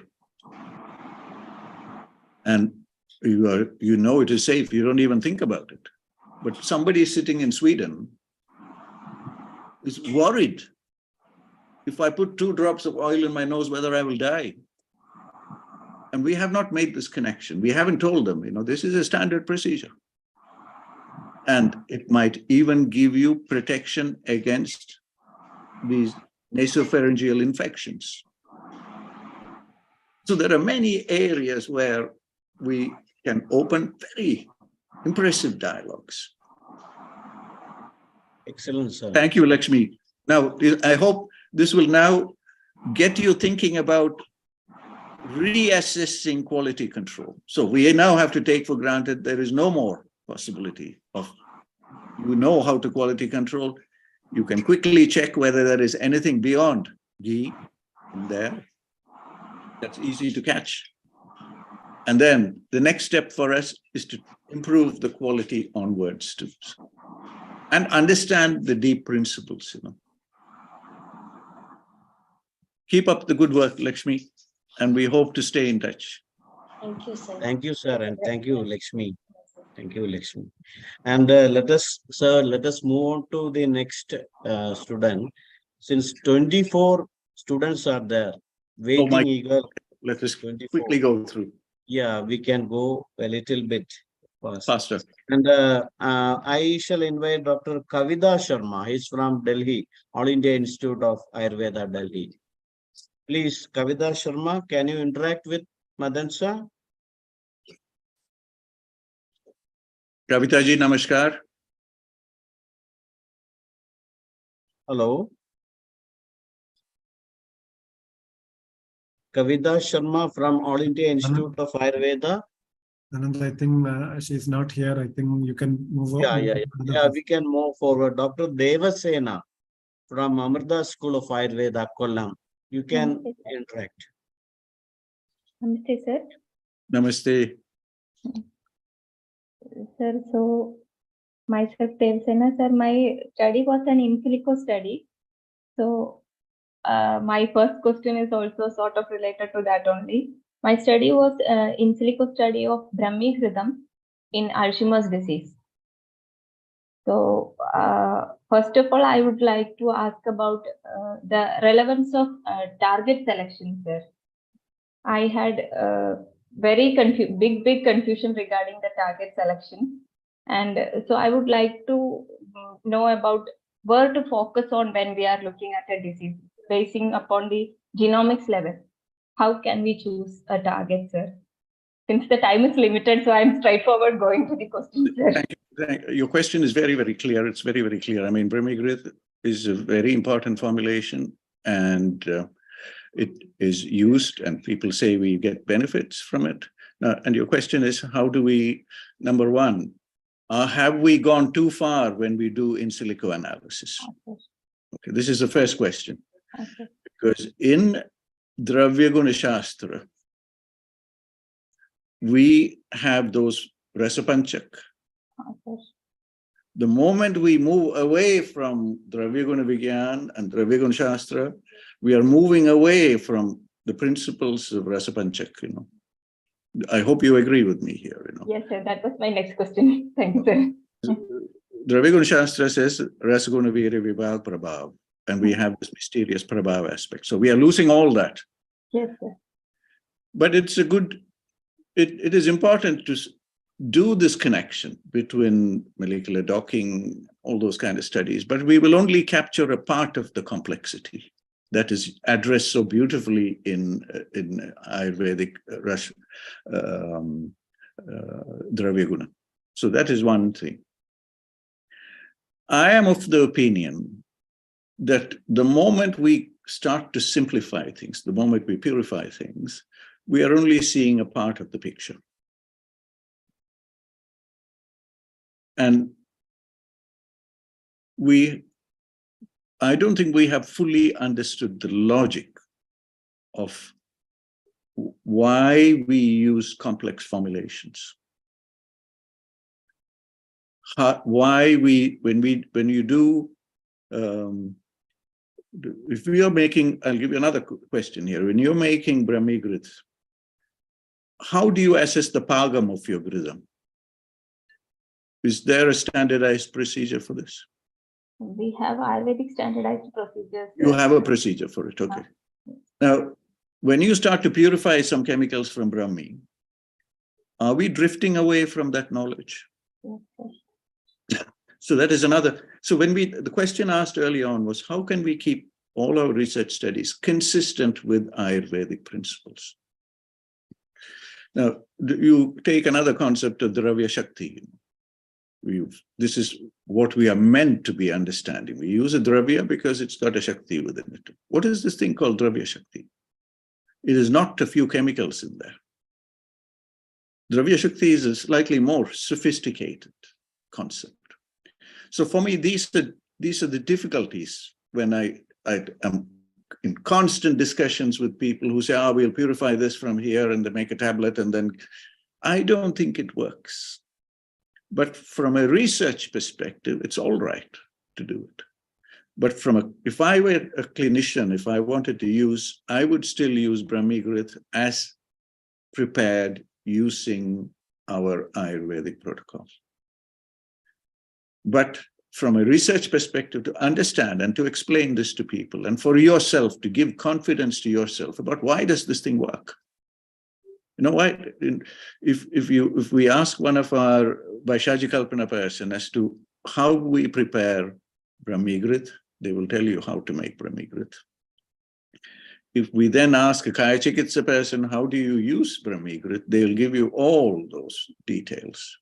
Now, as a clinician, I would still stay with those principles. But from a research perspective, I'm curious. I can show there are chemicals. But I'm also telling myself it's not the whole story. It's only part of the story. And I think we need both of those things to go hand in hand. Because we may strike something, we may strike lucky in some instances, where we might have a faster procedure to concentrate these things. And we might have something else that actually gives us better therapeutic response with less uncertainty, with less side effects. So what you are doing is excellent. But it's a long way to reach, to really understand how Brahmi Gritam works. Sir, may I interfere, sir? So I hope I'm giving you a rough idea. So continue with the work. I'm happy to take, you have something else on your mind. Sir. What I meant was, when I do this work, what I wanted to know was where to focus upon to take this work further. So when I did the study, personally, I'm not happy with the results, sir. So which further models to use to take it further, to take it to a clinical level is the last step I want. We know clinically it works. We have seen it in patients, but to choose which models to work upon, to show where it acts, to learn which targets to focus upon, and for that things I chose this study. So I'm still not sure which animal models I'll take. Again, this is a personal opinion when it comes to this basic research. So we are moving away from clinical research to basic research and far away from fundamental research. So we are in that space of basic research. And within that basic research, I would tend to still work with the Ayurvedic principles. I wouldn't go into the animal models yet. Okay. One, because it is extremely, I don't think we have the resources. We can go into animal models, but you need incredibly sophisticated facilities. You need animal houses. You need special strains of mice, or you need some knockout mice where you can prove these things. So it requires a lot of resources that we may not have. Even our best labs in the country, places like TIFR or in Bombay, or NCBS in Bangalore, or the CSIR labs, I don't think they have those facilities. I don't say we shouldn't aspire for it, but right now we don't. So now one thing would be to see if you can take the understanding of Brahmigrita, how it is used in Kaya Chikitsa, understand the Lakshana Shastra. Ayurveda, of course, is the Lakshana Shastra. You understand what are the hetus, you know the linga, you know the aushadhya.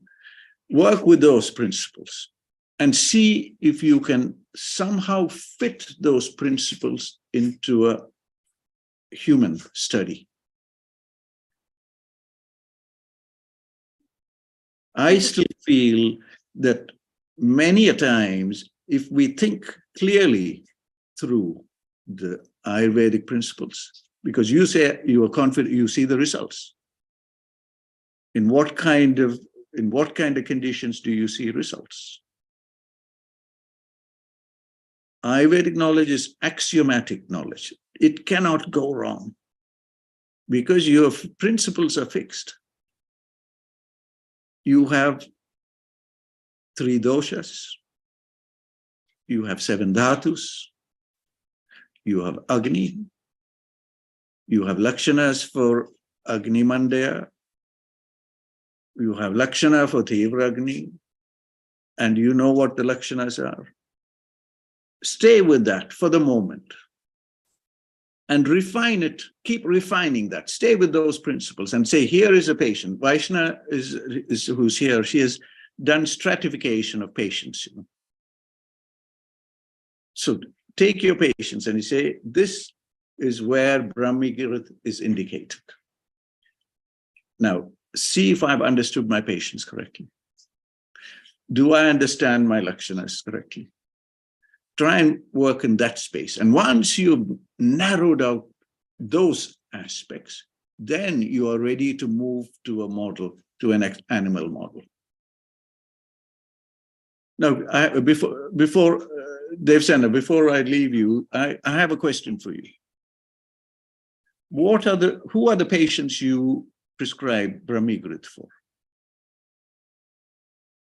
When do you start prescribing Brahmigrit? Number one, and how do you follow the treatment response? So I'm basically asking, what are the lakshanas for the effectiveness of the treatment? Mainly, sir, any Grida preparation we give for a patient who has good digestive Agni. Good digestive. That is the first criteria that I personally think is important.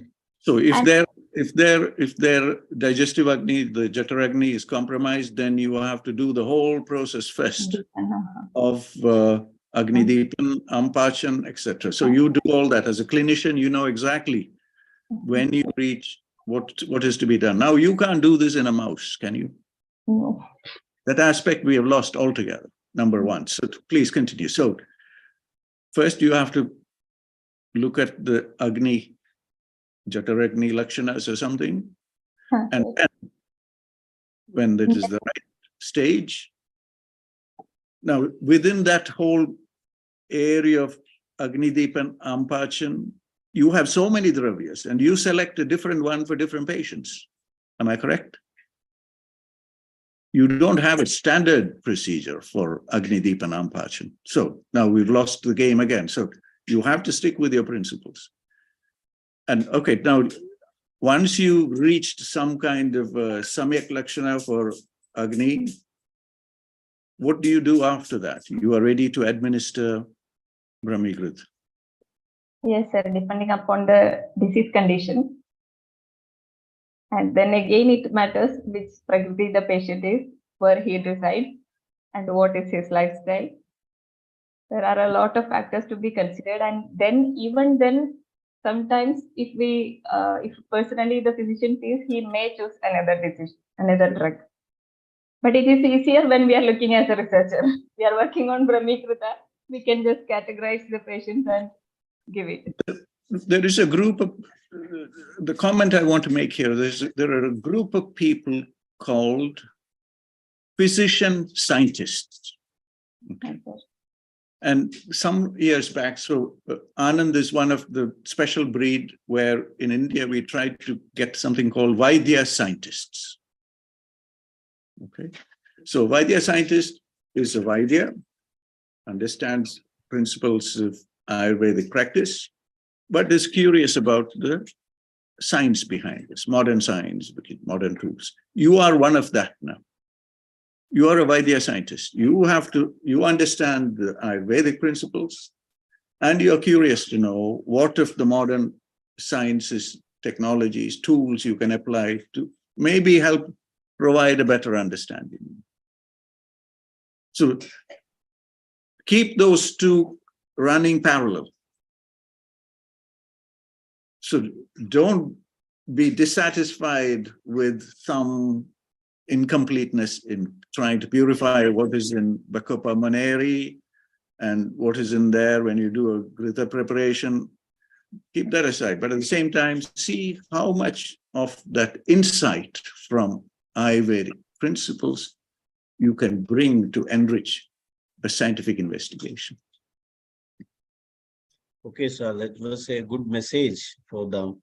And we could also provide you the mail address of sir with his permission so that you can further continue the discussion there. And many of the other doctors are also waiting, so we can move on to the next person. And also the participants can even ask other than their study any other things from him directly. Deeper things can be asked personally with sir. And those who can share their doubts and all, it will be beneficial to other persons also. That's my suggestion. And putting my Anand, I'll put my email address here. People must... fine. Thank you, sir. Thank you so much that you are sharing your mail address so that anybody can approach him in future for any references, for doubts and discussions. So, sir, can we move to the next person? Please, Anand. Okay, thank you for asking your question. I hope I could clarify this confusion. I hope I can contact you again, sir. I have a lot more. I'm not taking more time, sir. And thank you so much, sir. Basic science, it's a whole new game. It will never capture the complexity and the elegance. And I have a whole list of questions, sir, but I'm not taking more time. I'm sorry, Anand. Yeah, you can definitely continue a discussion with sir. And we are now providing the opportunity for you. Yes, sir. Thank you so much, sir. No words are enough. Thank you, sir. And let us move to the next participant, Dr. Tulasi A. She is from Amrita School of Ayurveda. Tulasi, are you here? Yes. You can. Yeah. You can put your question. Tulasi, namaskaram. Namaskaram, sir. So it's a great pleasure to meet you, sir. So, sir, my study was based on developing a mobile application incorporating the techniques of machine learning to determine the dose of Madanaphala Pippalli. It's a drug used for Vamana. So there it is told that one should use a closed fist of the Madanaphala Pippalli to conduct Vamana. So my work was based on that, and I related that dose with the body surface area, and that's how it worked. So, sir, my question was from a different area. Can I ask, sir? Sure, you can ask. Yes, sir. So, Please ask, because I have questions in turn for your Madanaphala. okay, sir. Then after that, I will ask. I'll wait for your question. Okay, thank you, sir. Sir, I want to know the feasibility in applying the techniques of immunomics in Ayurveda, basically in Panchakarma principles.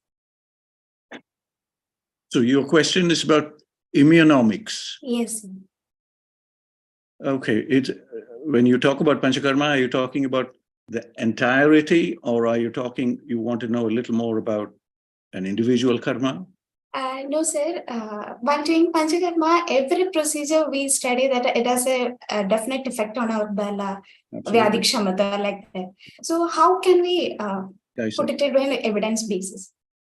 Okay, now I want to introduce here, thank you for this question. I want to introduce here a conversation. This is an outcome of a conversation with Professor Horst Schuntek, and he is here in Germany. He's a very senior, one of our very, very senior professor of neurology. And Horst came to India, and he has now working with him 2 MDs from graduates of Trivandrum, Government Ayurveda College Trivandrum, and he works in a place called Hattingen in Germany. And they're looking at neurodegenerative diseases, okay? And in one conversation with Professor Schuntek, he said, Madan, you know, in Ayurveda, you have these major karmas. I think we need at least one institute, a minimum of one institute for each of these karmas, with many professors working in these institutes. So if it is Nasya, we need an entire institute with many professors working on it. If it is Basti, we need another whole institute with many professors working on it.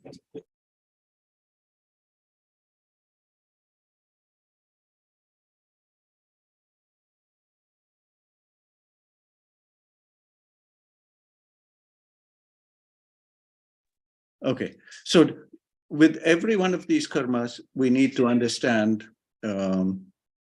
We need to understand a lot. And I wanted to go specifically to your question. I want to take you into the world of Nasya. And simple Nasya as a karma. And we talked about Anutailam. Now, why does Nasya work, and why does it work so effectively, and why do you have so many different areas where Nasya is used? And many of this is related to the immune system, the local immune system, the mucosal immune system in the nasopharynx. And within that, there is one group of cells in the back of the throat called the Nault system. There is a whole lot of cells that reside in the back of the throat. And when you do Nasya, something is happening there. And we now know that people who, I'll put this in the context of COVID-19, people who came for acute care, who came to hospital for acute care, a group in Italy, in Perugia, they did an analysis. They looked at the microbes in the nasopharynx. And they found that almost every person who came for acute care, there was a dysbiosis in that microbes. So this is a step before the immune response. So something is happening in the nasopharynx of people where that balance, that microbial balance is upset. And that dialogue is leading to a loss in that entire immune system there in the back of the throat. And it seems like when you lose that, you become susceptible to all those also nasopharyngeal infections. You get rhinitis and you get all the complications that begin here in the throat. And that is well before we come to the immune system there. The local immune system is a very rich system, that mucosal. There are a lot of T cells and B cells and dendritic cells, and they're all presenting. And that activity is out of balance. When we do a simple treatment, when we do a very simple treatment of Jalneti and Nasya, there is a group in Edinburgh who are showing that just Jalneti is enough to get rid of a lot of these complications. So there's a lot of evidence there about that area where one karma is done, just Nasya, and that local immune system, and the local microbes and the balance between the microbes and the immune system. Now you can take this into other karmas. You can take the same logic into Basti. You will see another incredible happening there. Dysbiosis. You are using that karma routinely. And you say for management of Vata, you do this. The same logic can go into Vamana, Virechana. There is a dialogue that's going on between the microbes, the immune system. You cannot separate it very clearly. There is no clear separation. It's a dynamic system.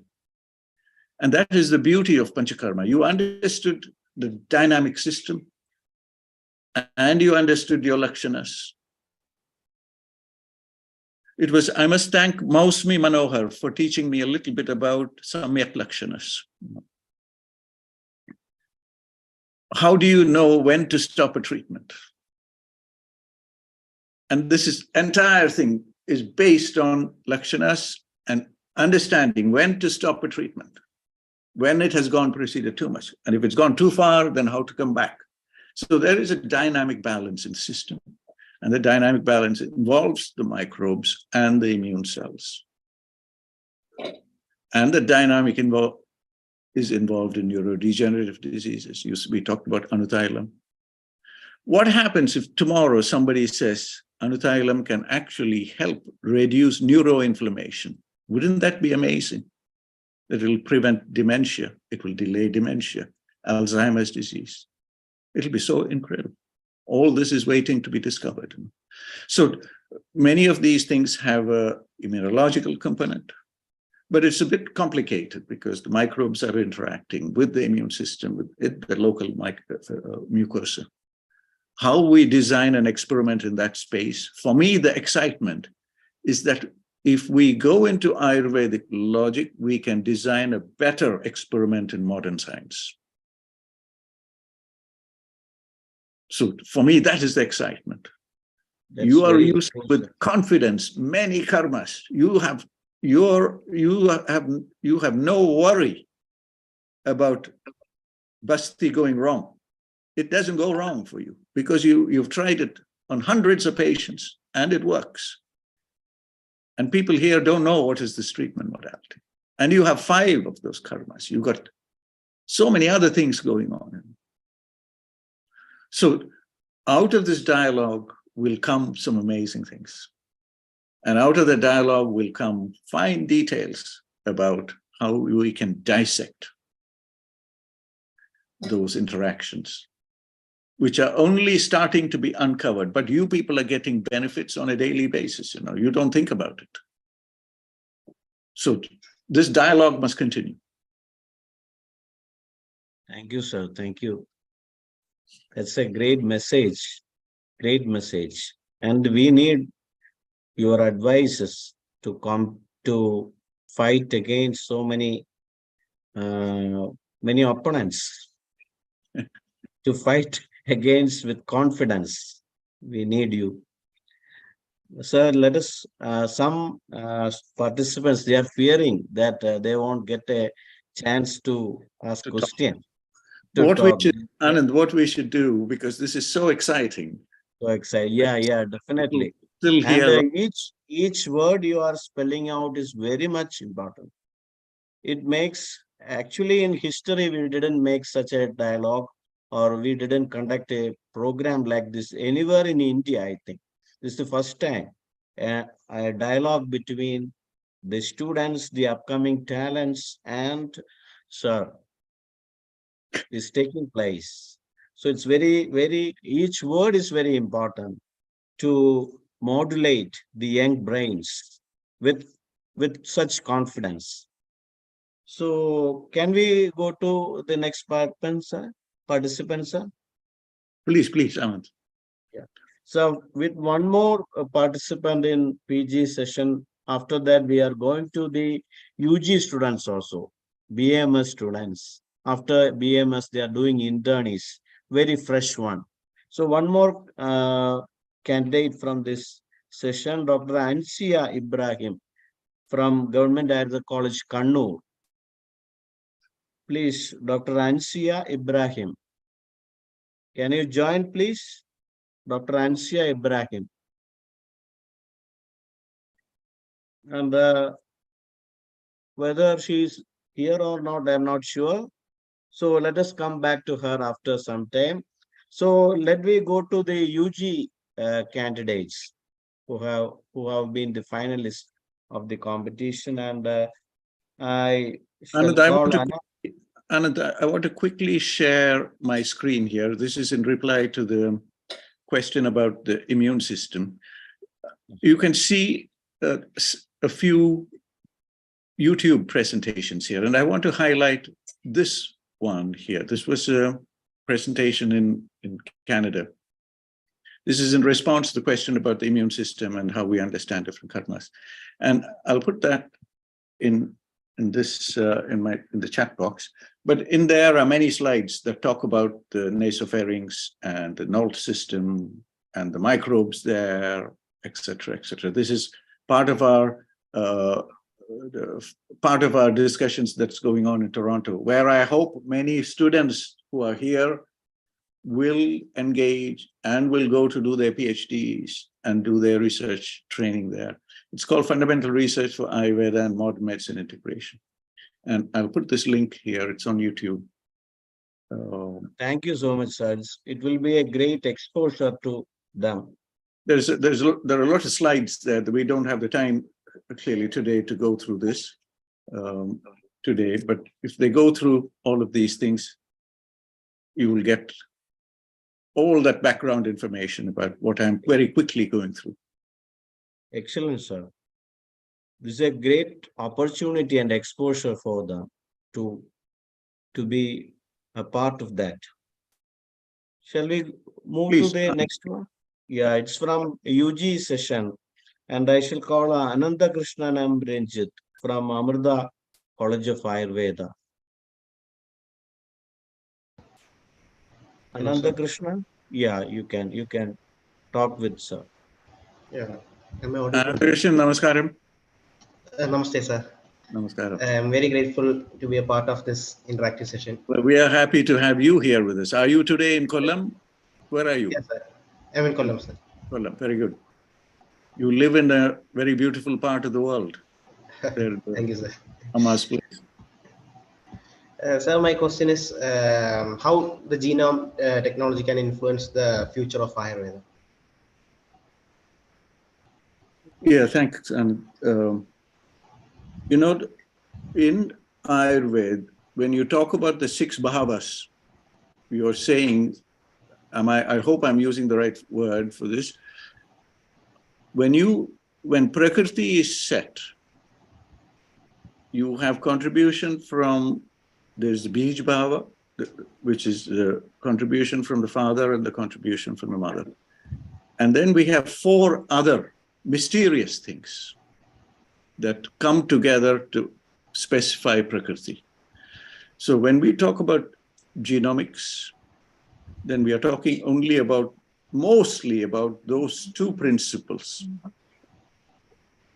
the contribution from the father and the contribution from the mother. Okay. Now, addressing your question a little more, so we have to keep in mind 4 other aspects that are equally important. And those are described in Ayurveda. Now, when we come into those 2 elements that we call, which is predominantly the area in genomics, then we can understand what are the bits that come from the father and what are the bits come from the mother and how they influence the final Prakriti of a person. So that is the simplest. It's a very simple, very, very, very, very, it's almost like a primary school level of use of genomics in Ayurveda. That means you do have to understand genes, you have to understand genomes, you have to understand all those terminology, but you are only still scraping the surface of that Ayurvedic insight. But within that space itself, within that very early step, is a lot of insights and a lot of knowledge where we can get routine advantage. Now, the example we've been talking in several locations is about cardiovascular diseases. Modern science, modern medicine over the past many decades they've improved so much in understanding almost every one of those conditions, chronic diseases or any of those conditions. There's so much knowledge. And I showed you one example of microRNAs. You were there and I showed microRNA 144. This comes out of very detailed genomic study. And I showed you how it connects with Shira, the fine biochemistry of milks. It's an example of how only the understanding of get to about All others, please mute. we could. Okay. So let me give you another example. Suppose somebody comes to your clinic and they have a given condition, whatever that condition may be. If that condition happens to be with present day understanding, if it has a genetic basis, then we are in a position to manage that condition better. And those tools never existed before. This year is the 70th anniversary of the discovery of the structure of DNA. It's only 70 years old. In 70 years, that knowledge has penetrated every area of biology, including your question. It has gone so deep into every area of biology. So if I'll give you one example. If you,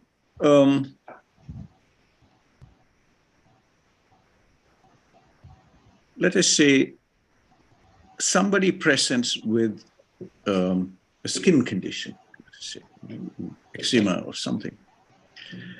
And you then ask the person, you might, as a clinician, you might start to treat them. And if your treatment outcome is not satisfactory, what would you do? You would normally call it an asadhya condition. You'd say this is an asadhya condition. But if you had some supporting evidence for what is that asadhya aspect, and today when we look at the dermatological conditions, there are many conditions which have a genetic basis. Genes are mutated. And as a Vaidya, a correct question would be to ask for a DNA test.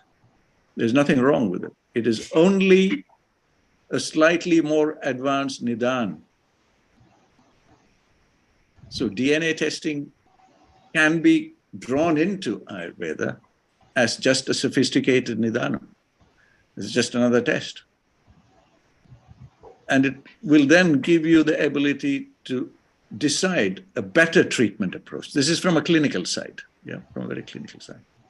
Now, I'll give you, if you go laterally a little bit into the microbiome, we talked about Basti, we talked about Nasya, and we talked about microbes in these two places and how they can be pro-inflammatory, anti-inflammatory microbes.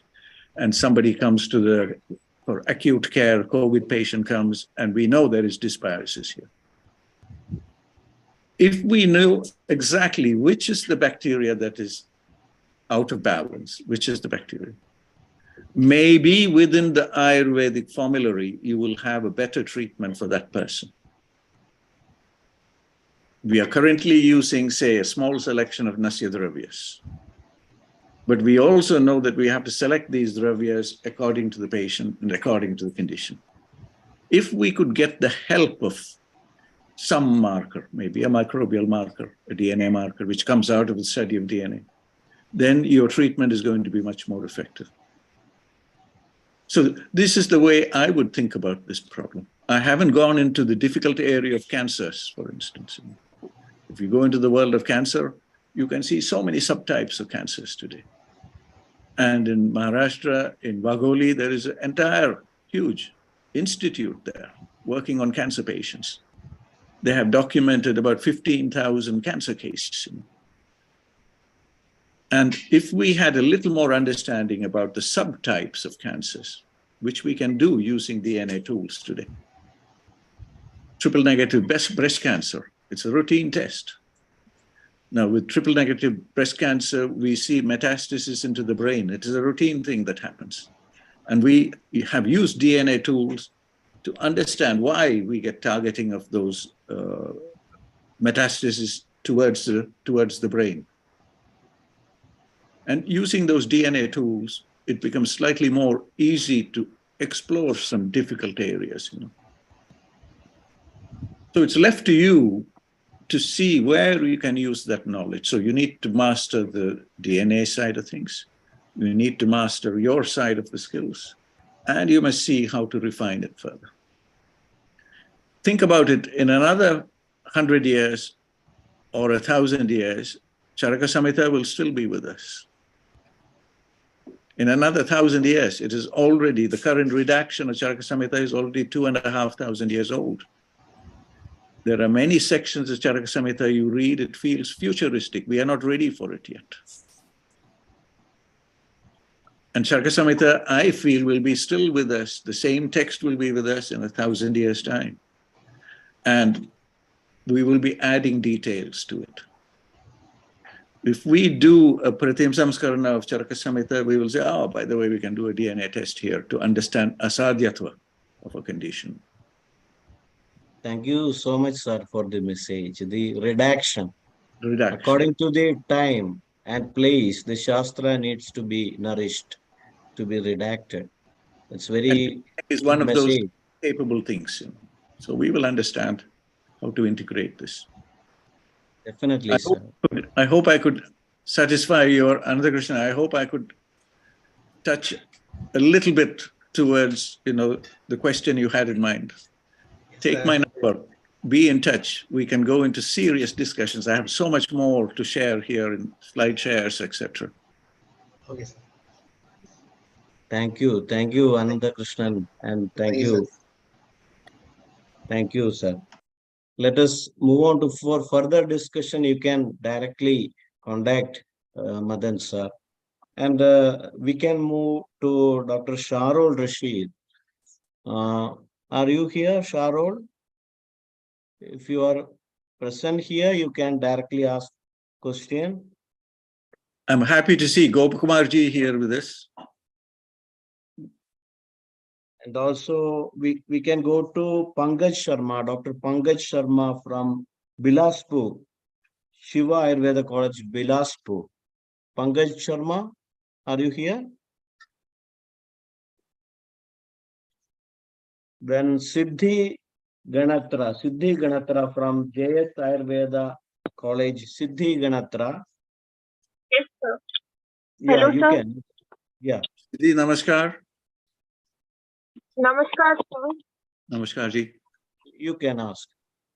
Sir, I'm currently in 4th year in JS Ayurved Mahavidyalaya, which comes under the Gujarat Ayurveda University, Jamnagar.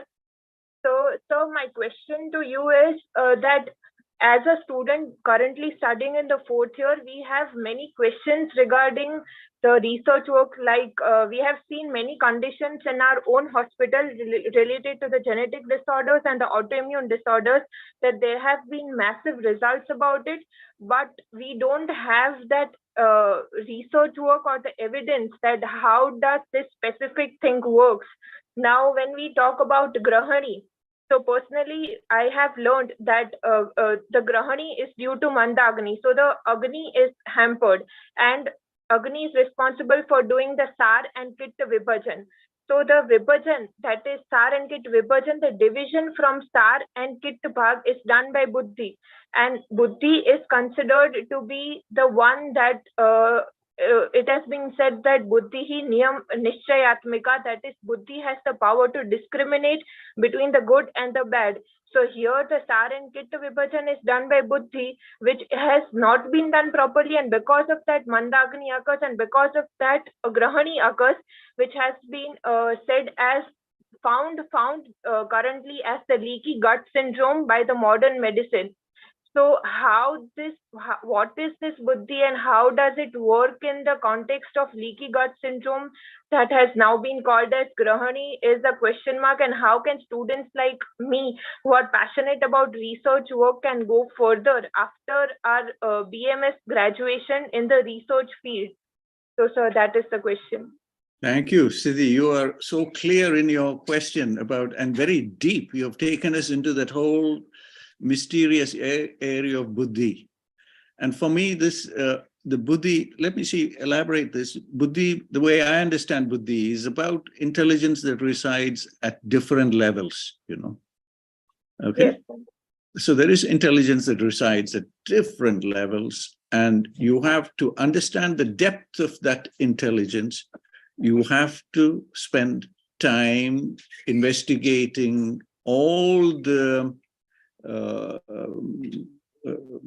fundamental principles. So for me in particular, when I come into these kind of difficult questions, the one darshana I find very helpful is Sankhya.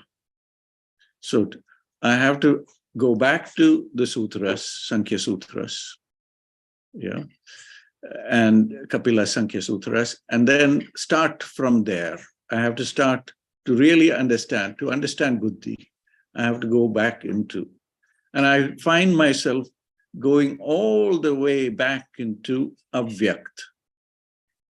Now you are learning about all these things in Padartha Vigyan. Yes. And perhaps we can see how we are going to connect these two things now. And go back to Avyakt. From Avyakt, you come to Vyakt, and then you come to all the other aspects, the principles are there. And somewhere there is the error. Somewhere there is the mistake. When we talk about Buddhi and Grahani, and we say it is at this location, something is happening. Another principle I try and use is that of Ka. And you know about this because you've learned. I haven't learned Ayurveda. I just have to work through the principles in my mind to figure out what it is. So you've heard about Ka and Ka Vaigunya. So when you take these principles and see whether out from those fundamental aspects, whether we can understand what is this Buddhi, where is this thing going wrong? Yes. Yes. So we have started with going back to the fundamental principles, particularly Sankhya and the 68 sutras. We are coming from there. We have done the manifestation. We've got the biological structure, and we say this biological structure, there is a problem. And this problem is it manifests as Grahani. And how do we, when you go to Grahani Adhyaya and you look at management of Grahani,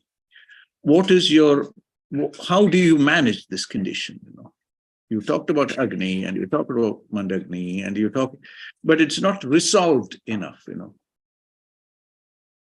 Where does this problem begin? And you say Manas. When you say Manas, what is this Manas? Is it really at the whole organism level? Or is it a manas that operates at the tissue level? Or is it a manas that operates at subcellular level? And does the whole organism manas have an ability to reach all the way into single cells? So we have to unpack this problem a little bit. Yes, sir. So, sir, how can students like me who are like really passionate about these questions navigate through the research field? Sir, because honestly, I only know that after doing my BMS, I have to go through my AI-APGT entrance exams, go for my MD, and either go for professor or either start my private practice. So, but I am interested in the research field. I want to know, sir, right now only I've started to preserve Puran Grit. I want to know how to, what the properties are changing. But sir, I don't have the means as to how to start to go into the research field and, start doing the experiments and all. We don't have any knowledge about that. Of course. So, your comment is valid. But if you now view your BMS degree as only a step towards something more about the detailed analysis. Now, the way I would approach this problem is never forget the basic principles. So don't forget Grani, how it is understood in the Adhyaya, Grani Adhyaya, and how it is being managed. How is it managed there? Starting with that, you then try to find parallels in contemporary biology. Yes. Okay. You start with those simple principles that you have in Ayurveda. Grani Chikitsa has this. This is what we do in Grani Chikitsa. And we get outcomes. So you are in Gujarat, you might want to go to, say, somebody in Jamnagar. I don't know who is there, the Kaya Chikitsa person in Jamnagar right now. So many people there. And you want to see what are your treatment responses? How are you classifying Grani? Number one. What are your recommended treatments? What are your treatment responses? Now, you've got a story here.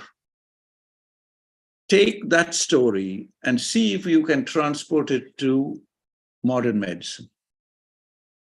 We will get somebody in Jamnagar or somebody in Gujarat who has a good understanding, a gastroenterologist, There are the Asian Institute of Gastroenterology in Hyderabad, and they're doing incredible research work there. If you're interested particularly in gastroenterology, then we have a dialogue with them, saying we have something called Grani in our text, and this is treated in this way. What is the parallel that you have in contemporary gastroenterology? They might say IBS or something, they'll have some term for it. Keep those two as your principles, and you're trying to see what are the parallels between these two.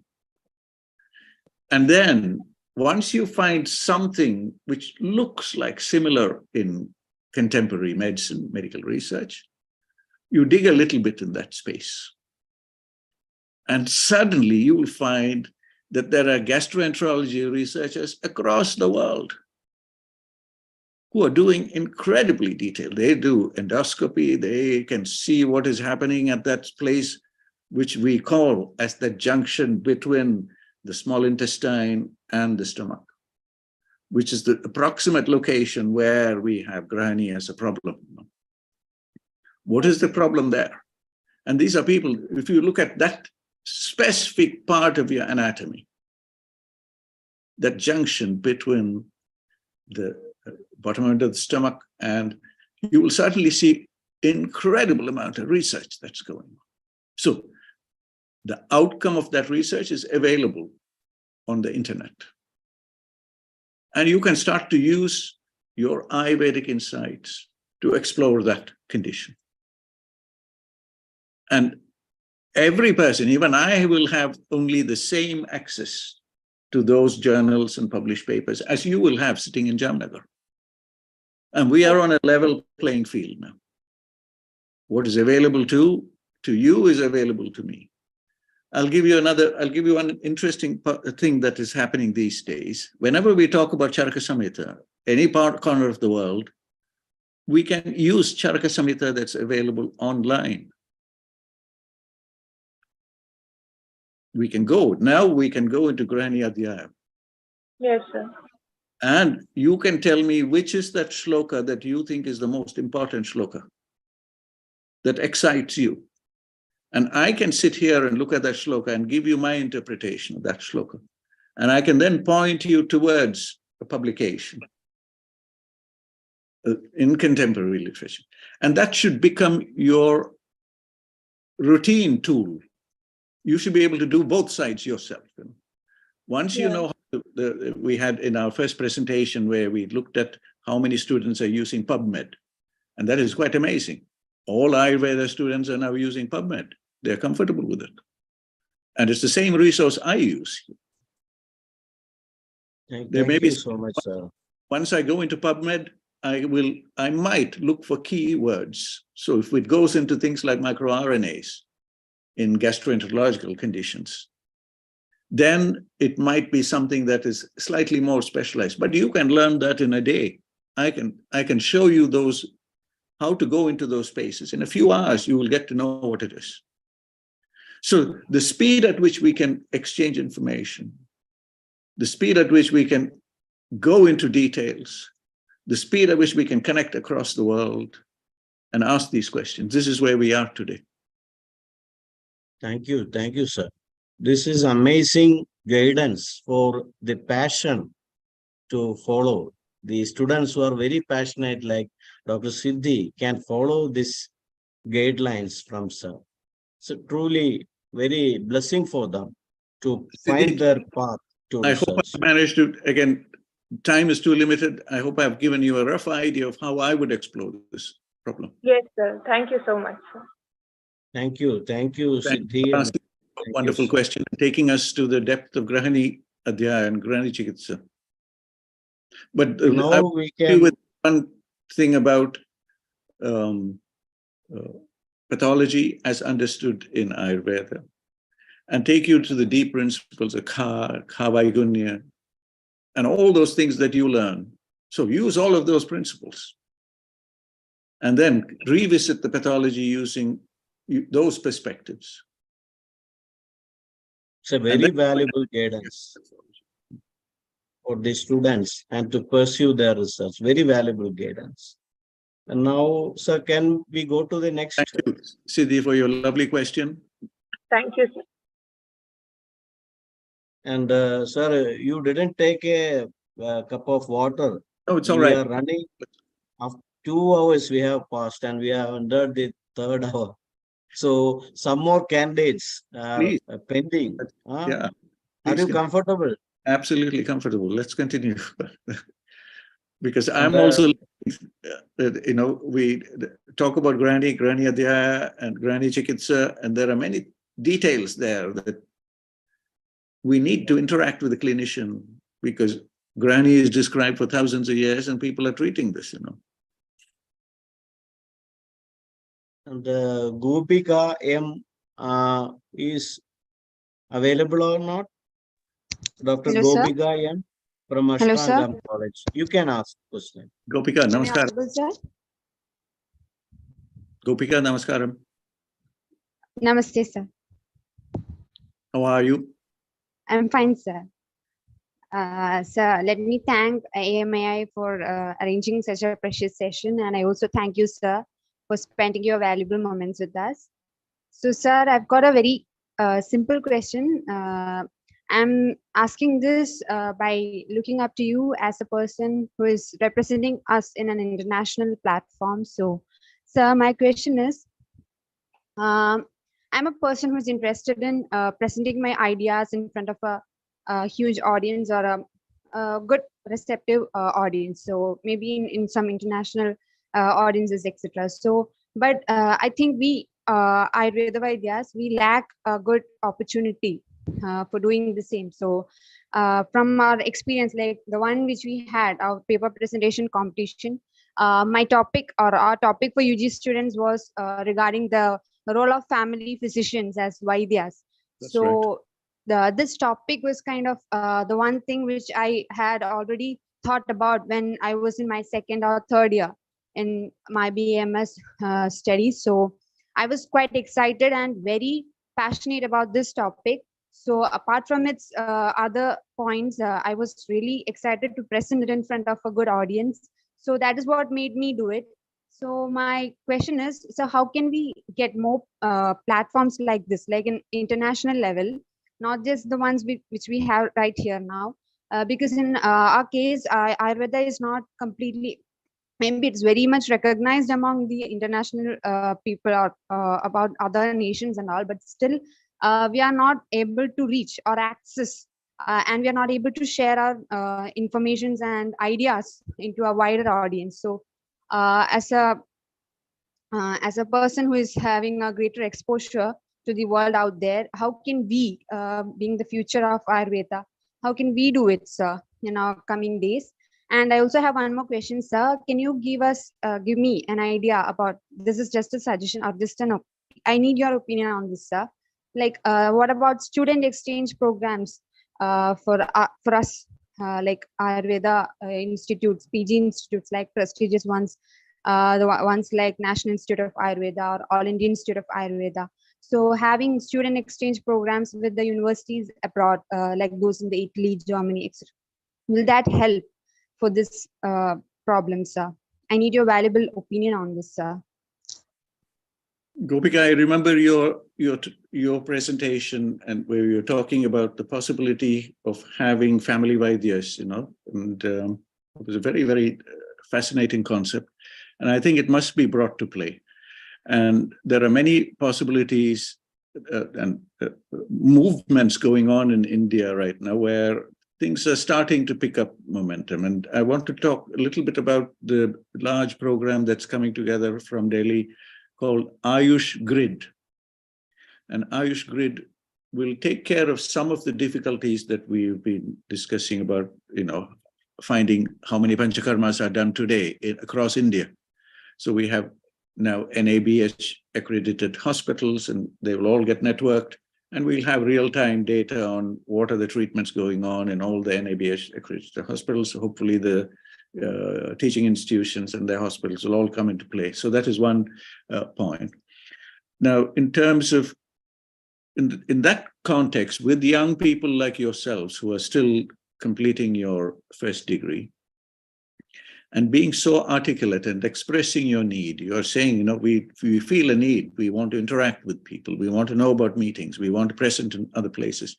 I want to share on the screen share here 2 events. This is not a complete list, but 2 events where young people like you can consider attending. This is an event, Gopika, this is an event that is coming up in September in Prague, and it's called the World Health Congress.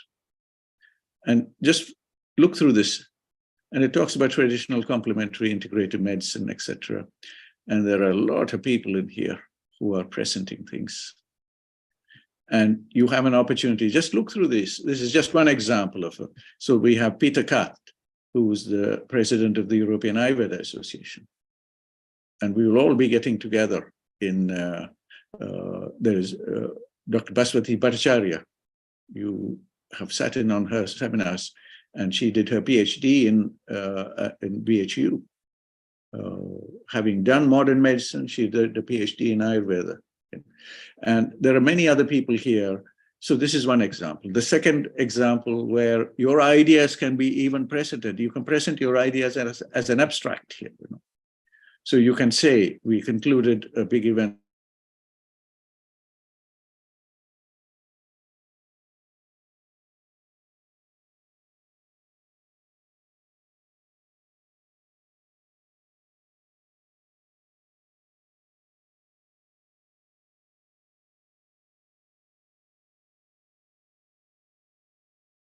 Hello.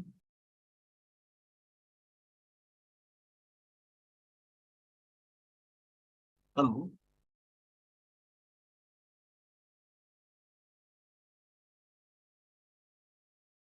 Hello.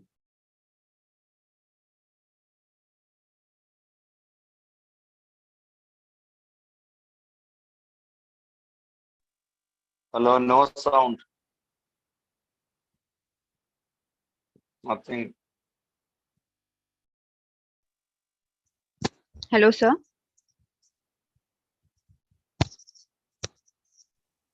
Any network issue?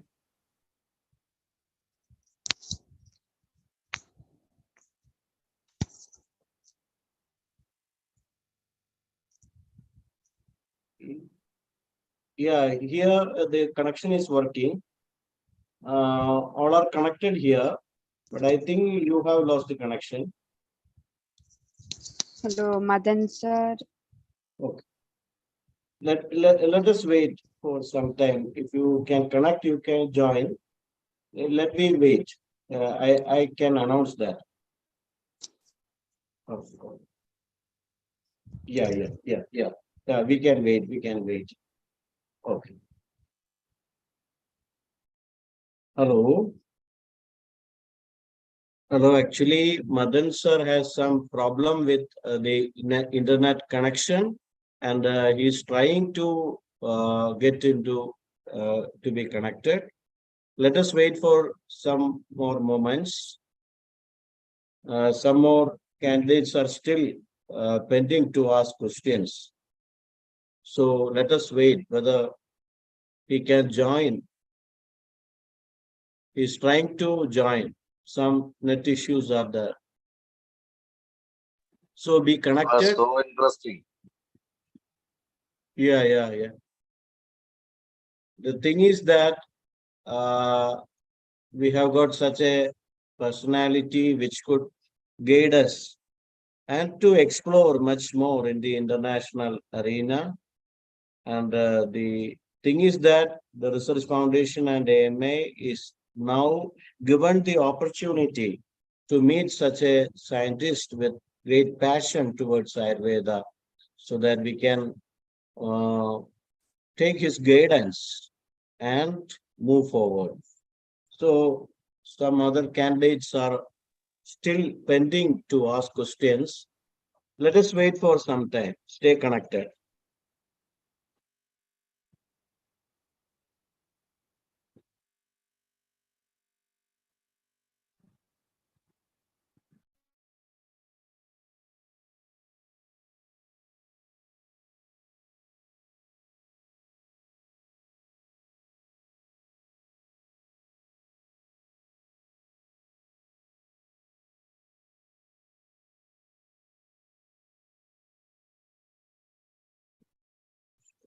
He told the message that he is trying to re-enter. So we can have a short break for 5 minutes. Just continue in the net itself. Just for a cooling time of 5 minutes can be taken so that I think we can the program may continue for another half hour if he could join. Let us wait.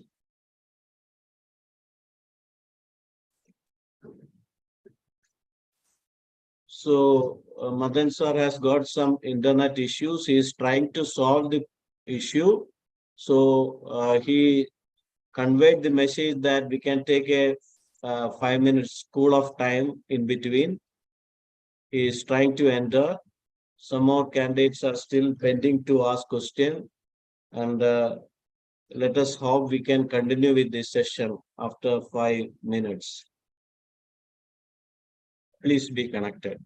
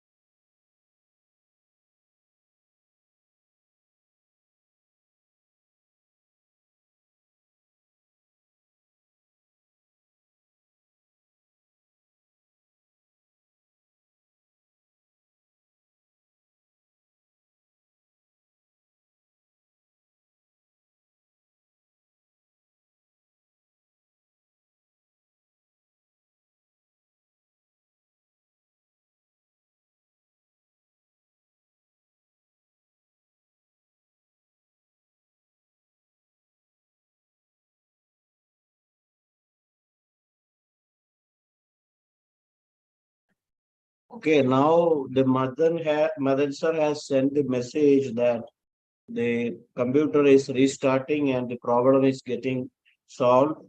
So let us wait for some more minutes so that we can continue this session. Let us see. He sent the message. He could join. The computer is restarting.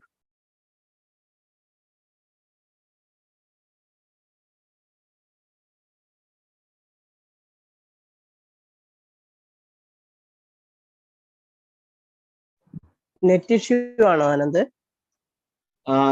Madam net issue ആണ്. സാറിന് അവിടുത്തെ net problem ആണ് വന്നിരിക്കുന്നത്. പക്ഷേ sir പറഞ്ഞു ഇപ്പം restart ചെയ്തിട്ടുണ്ടെന്നാണ്, ചെയ്യാൻ പറ്റുന്നുണ്ടെന്നാണ് പറഞ്ഞത്. നമുക്ക് കുറച്ചു നേരം കൂടി ഒന്ന് വെയിറ്റ് ചെയ്യാം.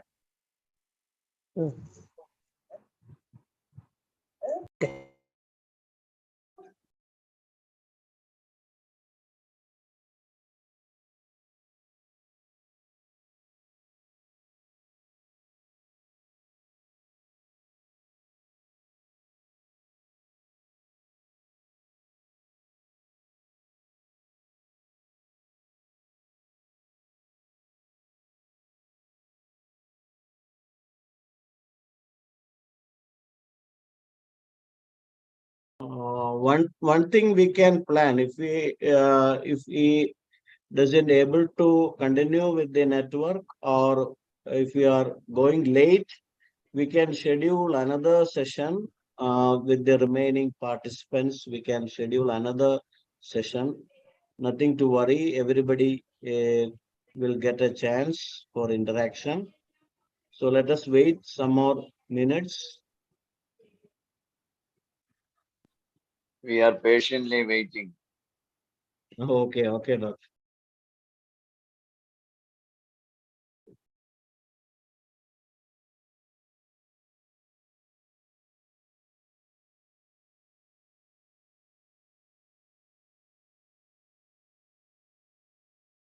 It's a very important and very interesting session. Even though we are spending a lot of time, each word from him is very valuable, and we could gain many things from that. Our thoughts, attitude, and our action will certainly be very much prompted by these great words. So even with long hours, after long hours, still persons are waiting with such interest. Shows that we have people with great passion and interest, and if we get some opportunity, we can make it done many things. There's a proof for that. Even 50 more people are even waiting now. So let us see whether he can enter within 2 or 3 minutes. We can see. He is answering with clear evidence and strong basement. Yeah, definitely.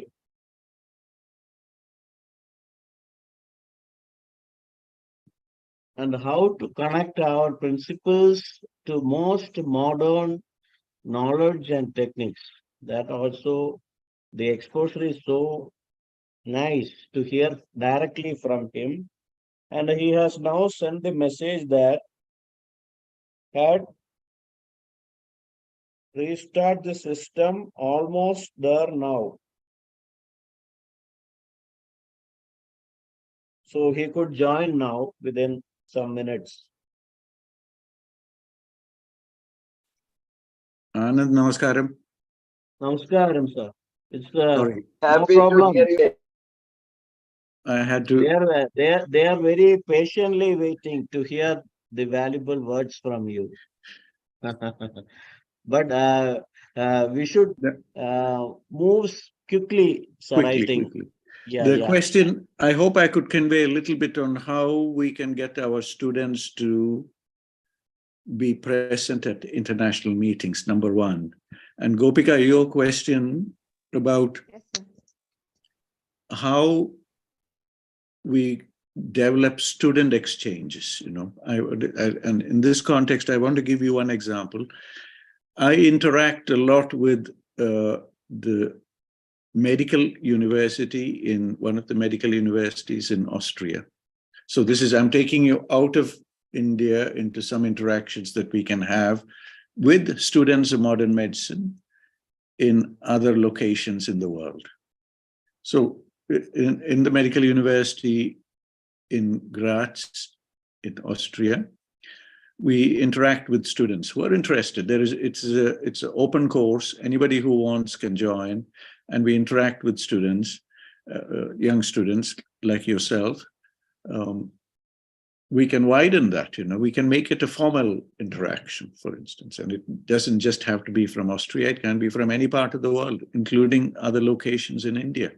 I think we can come up with a formula that will give us a platform. I think Anand and colleagues here can find a mechanism by which we can provide that platform for students to interact from around the world, Anand. So Gopika's question is very important. And I think these are all people who are born into the age of the internet.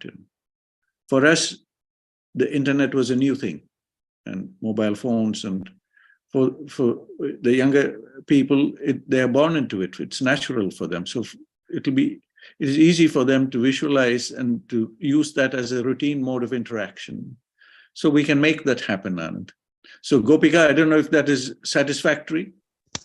Yes, sir. Yes, sir. Very, very satisfactory. And you have exchanged a very important message. The students in Kerala, they are now in a panic, whether they get any opportunity by studying Ayurveda. Many of the seats in the private colleges here are now not filled.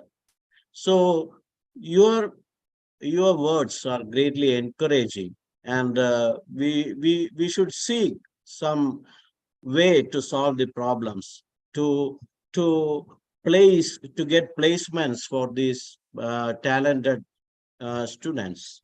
Thank you so much, sir. Thank you. Gopika, thank you for your question.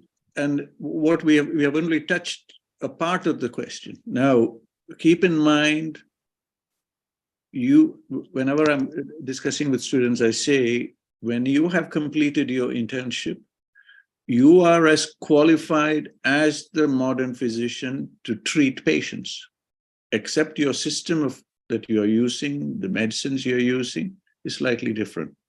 And that is at that point where you are certified, you are a registered doctor, you handle patients.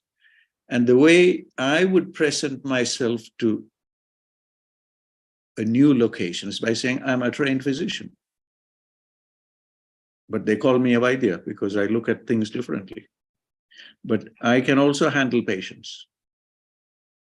I'm certified to do it. There is a body that registers doctors. I'm registered with them. And so it gives me it gives me the right to handle patients. Yes, I'm a young physician. That's a different story. I've just started now, and so I'm still learning. I'm learning from the senior physicians, like in modern medicine. They also have to go through apprenticeship. They have to learn. So you shouldn't underestimate the ability, except the way you look at a patient is slightly different. I'm very keen to bring into our discussion, as with this progresses, perhaps Anand will help us set that platform up. We will bring students from China into our discussion, because they also have a system of medicine as old as ours. They also have a textbook which is divided into 8 sections. And their textbook also has a section on how to understand plants, Dravya Guna. They also classify their plants in a certain way. And we will learn from them. There is a young student from Japan who is studying modern medicine in Japan now. And she is keen to discuss about Ayurveda. So we are connecting with students in Japan. And she wants to understand how India uses herbs.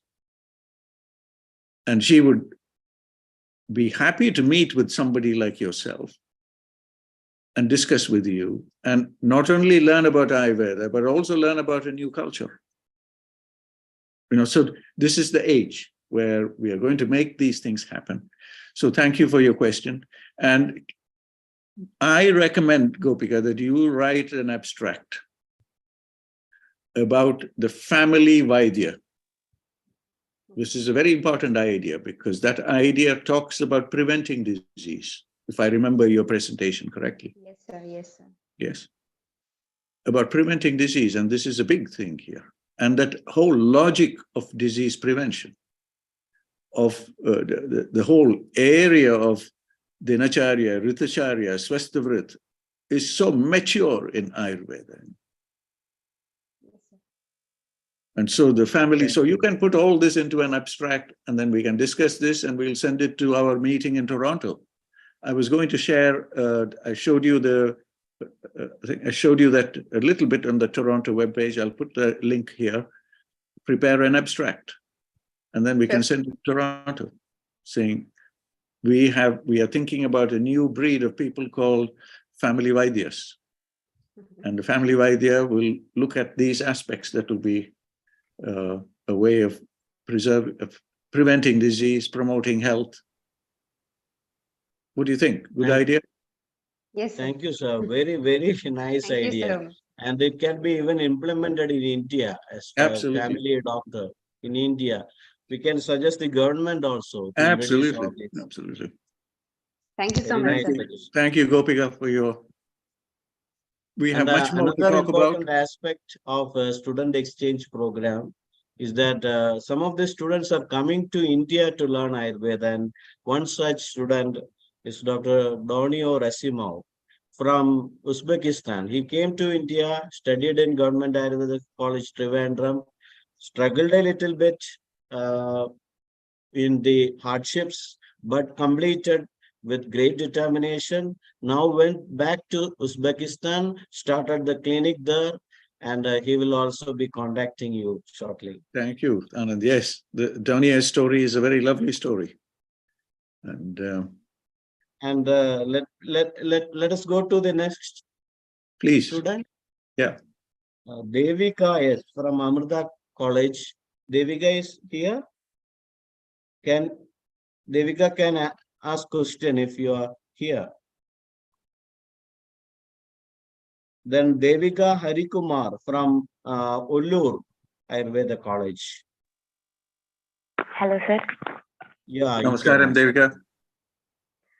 Namaskaram, sir. I'm Devika.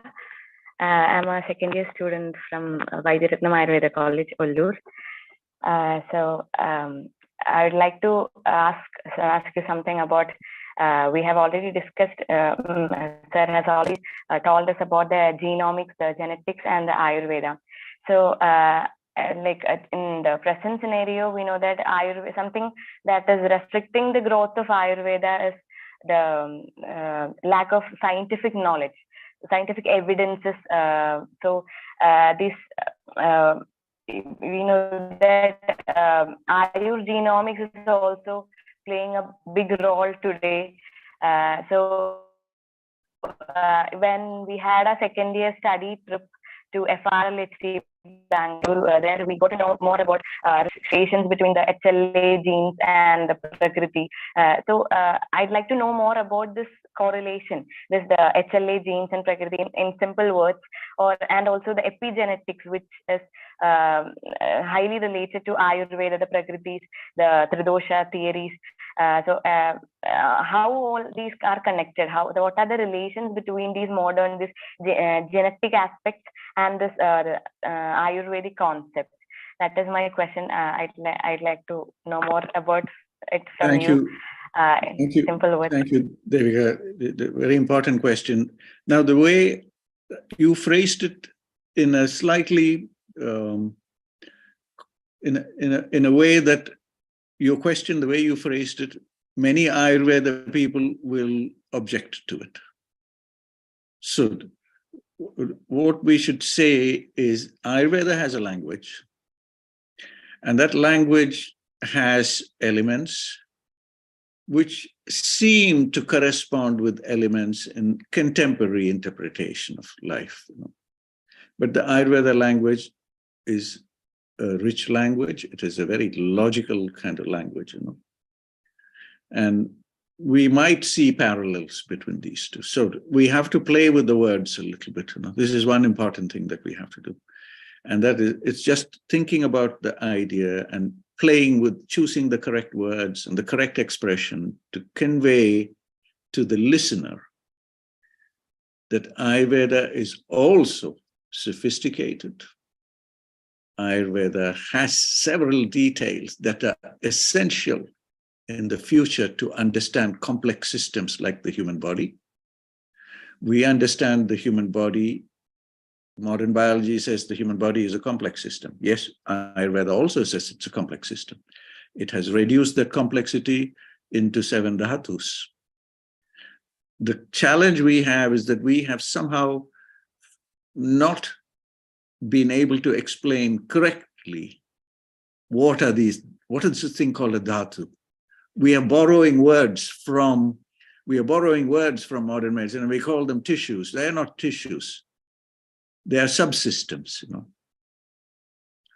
And we have to be very careful when we do this. So I hesitate, although I work with DNA, I have come to a point where I can see the limits of DNA research. And that is how I came into Ayurveda. DNA has problems. It is powerful, it gives you answers, but it also has its limits. So I take this opinion, I take this position that we don't want to be completely dependent on those DNA sites. We will use it when it is required to clarify our position. So yes, sir. Actually, that is what I wanted to clarify, that is there a need for the comparison between these two concepts? So is there any relation, actual relation? So what do you think? What is your idea about that? Okay, no, thank you.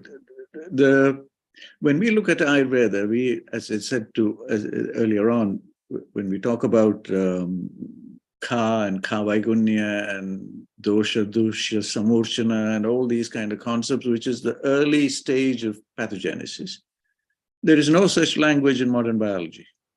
Yes, we try to understand that early stage using DNA, and we talk about mutations, but it doesn't tell us why genes mutate.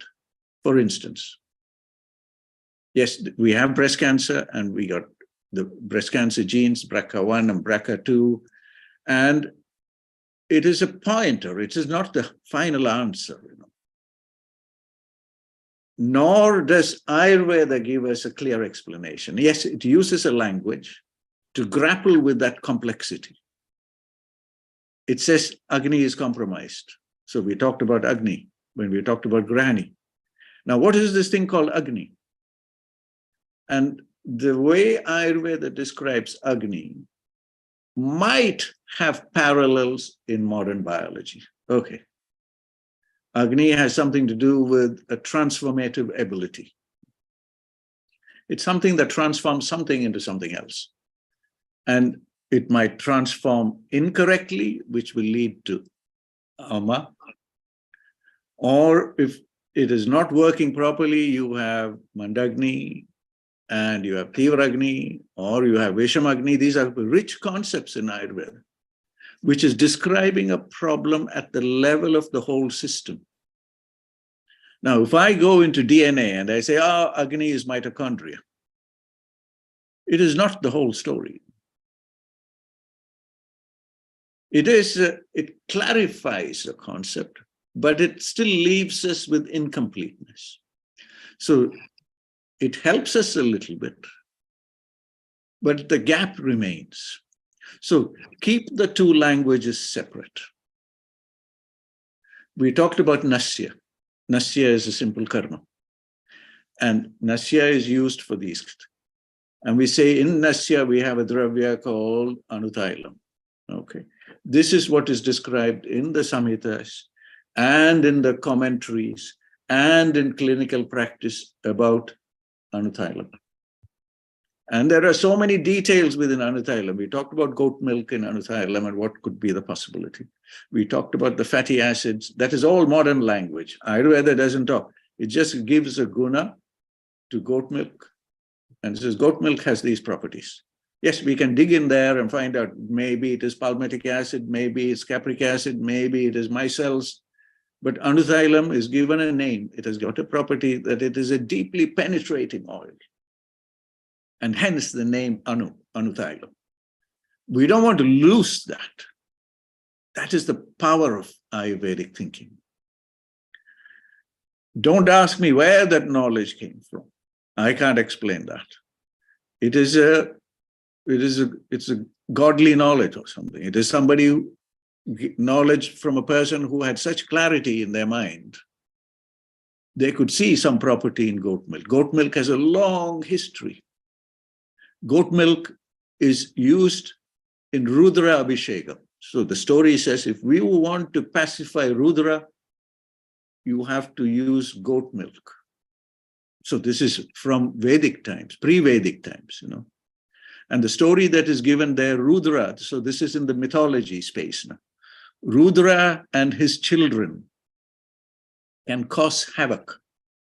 And they experienced this. And they had to give a name for something, some force that came and killed everybody. And they gave it a name Rudra. And this is Rudra and the children of Rudra, the Maruts. And to pacify this, we did Abhishekam. So that was some procedure. And somebody said you have to use goat milk for it. I don't know what the logic is, but this is very, before we could do HPLC analysis and biochemistry, this was the logic. But that logic is still true. There is a lot of truth in that logic. And when we do modern biochemistry and we look at fatty acids, we say, palmitic acid, it's got 18 carbons. But it doesn't explain, it still doesn't explain how it works. Yes, that's the research that remains. So when we come to DNA, we have the same problem. We have epigenetics. If we go to Grahani, what is the initial trigger for Grahani? Where is this Grahani problem located? Ayurveda has an explanation saying Grahani has these features, it is in this part of the body. Don't lose that. But yes, sir. Yeah. It's a very, very needy message that you have conveyed to her. So there are confusions regarding this, how to relate different branches, Ayurveda with modern or not. So the very important message you have passed is that keep it apart separately and try to relate. Don't mix it. Keep it apart and relate. That's an excellent message to solve the confusions prevailing. An excellent message. So let the research continue on that other side. But yeah, we should stick with the purity and the clarity that is given in Ayurveda. And we can see parallels on the other side. Thank you so much, sir, for this wonderful message. And Dr. Devika raised a very good, excellent question. Thank you, sir. Now, Thank you can we move to the next Please. participant? Srini S. Dr. Srini S. from Government Ayurveda College, Nagarkovil. Whether you are here, you can ask, sir. Dr. Srini S. Then Dr. Niranjana Varma from VPSV Ayurveda College, Kottakkal. Whether Niranjana is here, you can ask the question. And now Sri Lakshmi T from Government Ayurveda College, Tripunithara. If you are available, you can ask. Yes, sir. Yeah. Sri Lakshmi, namaskaram. Namaste, sir. Sir, I'm a final year student of Government Ayurveda College, Tripunithara. Actually, my question was also related with what Devika has just threw light on, that is epigenetics in Ayurveda. I had been thinking about that topic since I was working on the topic given to us, the role of Ayurvedic practitioners as family physician. And I was grateful that I could add a slide, add the concept into the concept of implementing the idea of family physician who is an Ayurveda practitioner. So what that idea which stuck in my mind was, it is a verse from Charaka Samhita Sharira Sthanam, from the chapter Atulya Gotriyam, the second chapter of Sharira Sthanam, which actually describes the nidana of different rogas. And it goes on like Bijatma Karmashya Kala Doshaya Madhus Tadahara Vihara Doshay. This is actually something we discuss about greatly, especially in Kaumara Brityam, as it is described as a nidanam of why a woman gives birth to a child with defects. So can that be related with the light of epigenetics? Because it is actually connecting the defects of bija, atma, karma, ashaya, etc., which actually can be in a way connected as the environment of the zygote being the cell formed. Isn't that actually connected with this concept, a very novel concept of epigenetics? And very interestingly, this has been mentioned in the Adhyayam Atulya Gotriyam, which according to my knowledge is like something related to the importance of non-consanguinity in marriage, because it is describing about Atulya Gotra. So this idea has been in my mind since that presentation. So I would be happy if you can throw some light on this topic, sir. Thank you, Srilakshmi. Thank you. I'm going to do a quick screen share because this is the quickest way to get to the bottom of this. And I'd like you to make a note of this person's name. This is Magdalena. She is one of the professors here in Cambridge, and look through the work that she does in her lab. And she is into that space that you're talking about. And she talks about stem cells and embryo development. And if you look at what the clarity that she offers, to understand how the developmental clock and how the cells are controlling, the shape is controlled. And within this, you will find the answers to all those questions that you have in mind. The human and the mouse embryo, what happens there? And what are the kind of research publications that she has? And how they are dissecting that problem. Now, keep in mind the language of Charaka Samhita. Now, I can quickly look now, which adhyaya which section are you talking about here? Sir, it's Sharira Sthanam. Sharira Sthanam. Now, where are we? Okay. So you see the speed at which we can look at that section. Now, I'm seated here in Belgium today, generally in Cambridge. Now, which chapter do we want? The second adhyayam, Atulya Gotri. Atulya Gotri. Okay. So we can quickly see if I'm understanding the same issue the way you are understanding it. You see? Now, keep in mind, the point to be kept in mind is a very important one. All of this is written, all of this that you're seeing on the screen here is written at a time, perhaps I would say this was written about 4,000, 5,000 years ago. So go back in time to 5,000 years ago when we didn't have any of these tools, but they gave us a framework. How did they do this? And then number two, so that's a big mystery. Number two, are we going to believe everything in there to the last word? Or are we going to use it as a framework for refining further?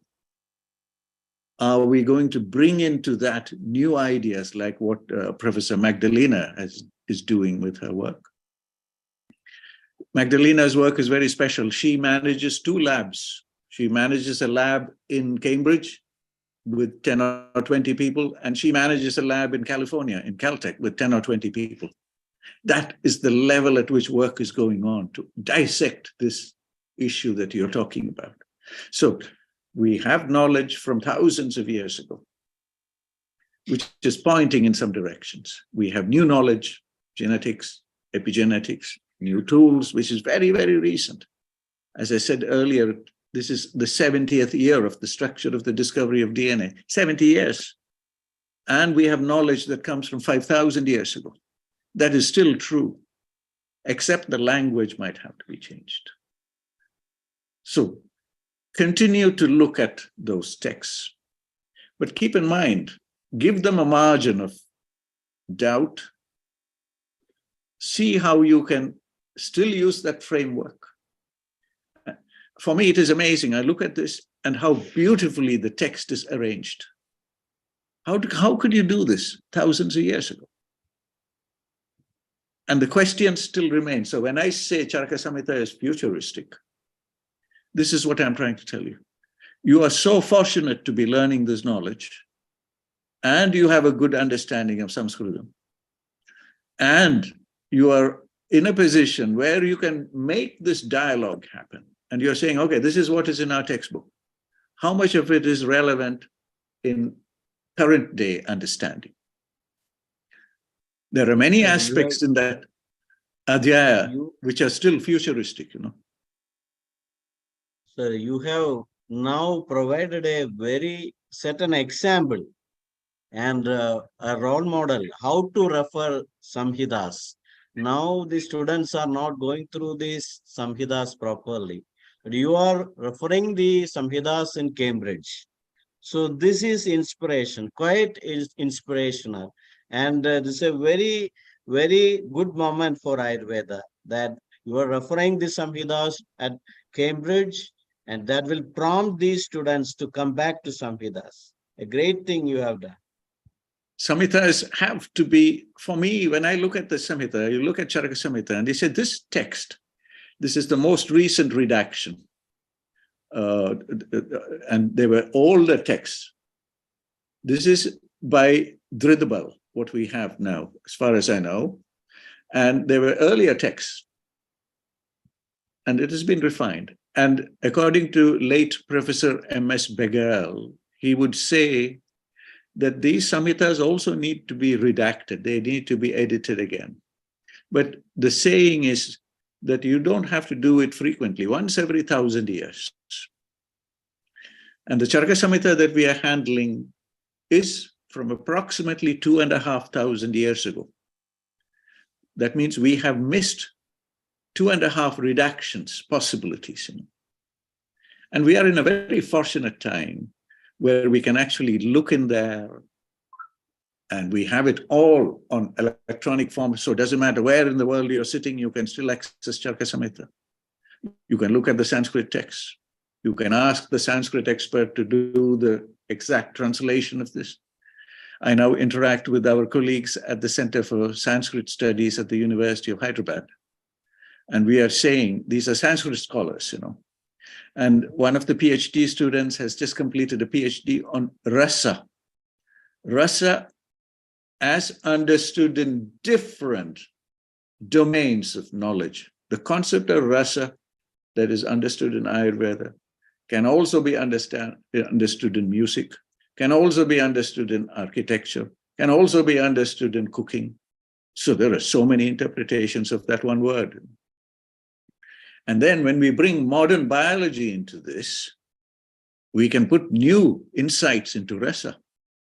The concept of rasa is not going to change because that's how it has to be. Except we are putting new details. We can see small details. Rasa is not going to change. Rasa will stay with us as rasa for the years to come, millennia to come. But we will put new details. I doubt if we will be able to change the structure of Charaka Samhita or Ashtanga Hridaya or Sushrutis. We cannot change it because that is the most logical way. Except when we come back in 1,000 years' time, we'll say, oh, by the way, this section, we don't need to go into the section in Sharirasthana about the number of bones and all this stuff. That doesn't. But we can put some new insight into how to understand the interaction between this tissue and this tissue. So we are saying we have Saptadhatu, dhatus are there, they're subsystems, but 7 is good enough. Even in 1,000 years' time, we don't need to put 8 dhatus in there. 7 is good enough. 7 will work. but the details within will be different. We understand Majjadhatu. Majja is, yes, we crudely translate it as marrow, but I don't think it is that. It is a subsystem within this complex system. And we know that when we look at, it's a slide that I have presented in so many talks, it is about connecting Dinacharya with Majja. And the connection goes to stem cells. It goes to the place where the stem cell resides. We call it the stem cell niche. And somebody like Magdalena will tell you, how do stem cells, where do they come from when you have embryogenesis? There is the sperm and the ovum, they come together. There are only two cells. How do you generate stem cells out of this? And then where do these stem cells go and reside in the body? The stem cells are sitting in your Majjadhatu. And when you follow stem cells and you go to the home of the stem cells, there is a home. And it is sitting in the Majjadhatu. And when you look at the stem cell, you find a tripartite niche. It has the hematopoietic stem cell, which produces all the blood cells. And it has a mesenchymal stem cell that has another function. And the third part of the home of the stem cell is an autonomic synapse. The autonomic nervous system is talking to the stem cell. Yes, we didn't know stem cells at the time of Charaka Samhita, but we can see the whole concept of Brahma Muhurt when we look at the physiology of that stem cell. Because the autonomic nervous system is sending a signal to these stem cells to say, now go out and do your job. And when we do the sampling of the blood, that is where we find the stem cells migrate out of their niche, they are circulating in the body, and then they come back to their home. So Majja is Majja, except we see it in a little more close detail about what are the components of the Majja. And we get clarification of what looks like an abstract concept of Dinacharya and Brahma Muhurt. And we understand this is how the physiology works. And then we can work back, and see all the concepts. But Majja will remain Majja. We see new details. So don't lose your Samhitas. You are all fortunate that you are so confident to read your Samhitas and you know where the sections are and you know which section. And you have to guide people around the world now to say, this is our textbook. We understand modern biology, we understand our Samhitas. We understand what is behind the Samhitas. We understand the darshanas because we are taught Padartha Vigyan. So don't lose any of that. But you can gain new skills as you go along. Anand, you have to unmute. Thank you so much, sir, for this wonderful Thank you, sir. message to go deep into the Samhitas. That's very exciting. And from that base, we should build all the rest. It's a very important message to the students. Very important message. Now, the Samhitas are not that much read in many of the cases. So this is very important that we should go deep into the Samhitas, and that's the base from which we could build all other research too. So shall we move to some more students? We are already, we have 3 hours we have. So are you comfortable? I am comfortable, Anand. Please continue. Some few more students, around 7 or 8, I think. But we can, if they get an opportunity, they will be happy. That's why. Please. We can continue. Okay. Please. So we can move to the next person, Dr. Nimisha Narendra from Government Ayurveda College, Trivandrum. She is the first who should first in That's the right. competition. Nimisha, how are you? Lovely to see you here. Thanks, sir. Good evening, sir. We have exchanged a few messages, but sir. there we are. I lost your contact, sir, in between, and because of certain personal reasons, also I was not able to contact you. Actually, Nimisha, sorry, there is a problem with your microphone. I can't. Hello, am I audible, sir? Yes. Is it clear, sir? Yeah, we can hear you, but it's a bit kind of Are you able to talk without a microphone? Are you able to talk directly into your system? Hello. Yeah. Try again. Yeah. Keep going. Hello. Yeah. Thanks, sir. We can hear you. Okay, sir. Can I continue? Sound is little bit less. Yes, there's a bit of a flow. I think it's a problem with your microphone. Can you talk without the microphone into your system? Now, Nimisha, you send me, see if you can talk without the microphone. So now is it audible? Much better. Okay, sir. Okay, sir. So we have talked about my thesis, which is on rheumatoid arthritis. That's right. But so my question is regarding something else. I was working on 2 of a case reports that is to be published in journals. So I'm from the Department of Cardiology as well.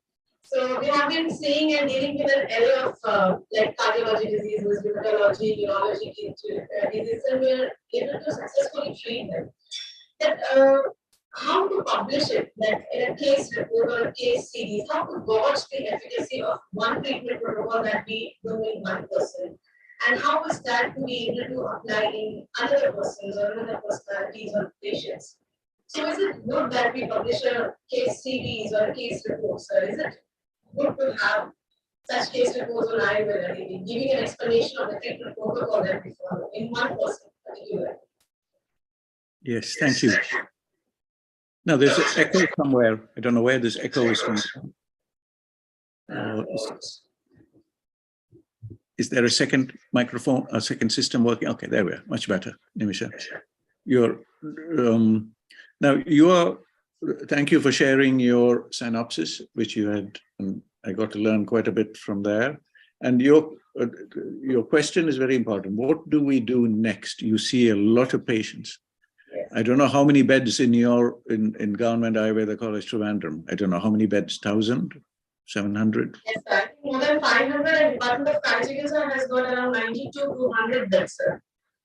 Isn't that amazing? You have more than 500 beds in your department.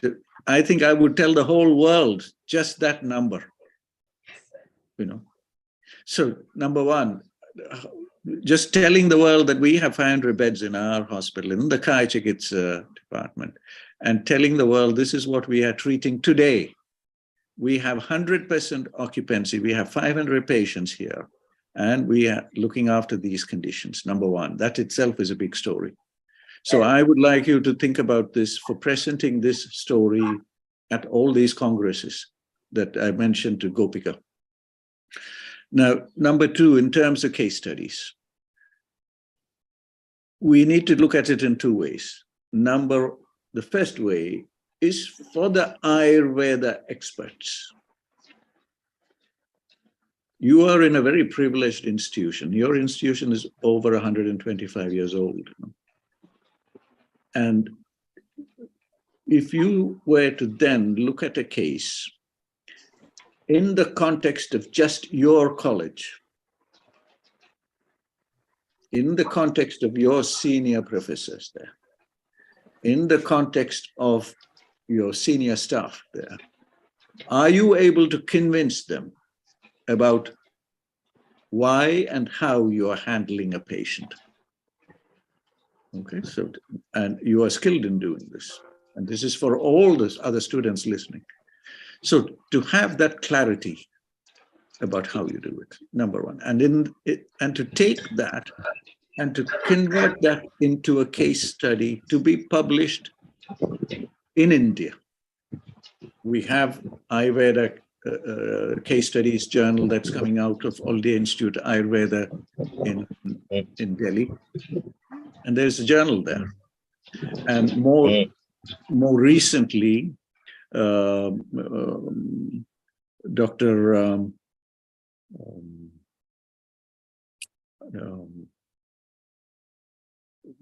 there's new publication, online publication that's coming out of Kollam, and that is being managed by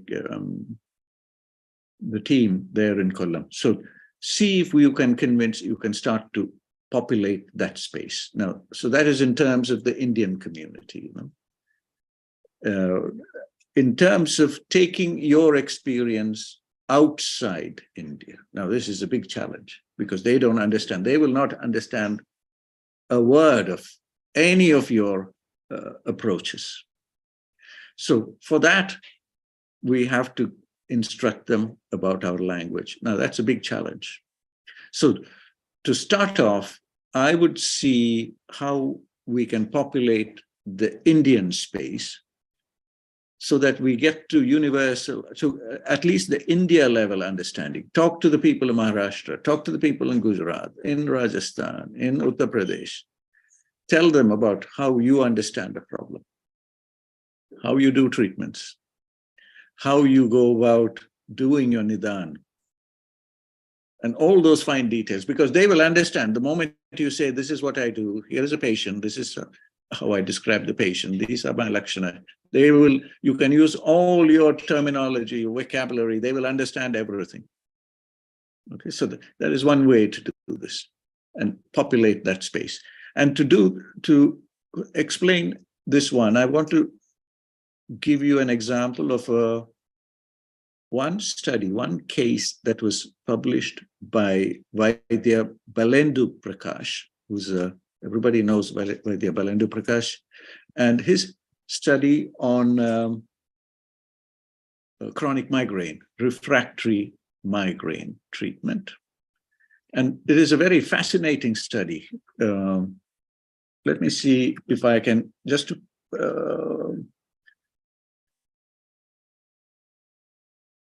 and this was published in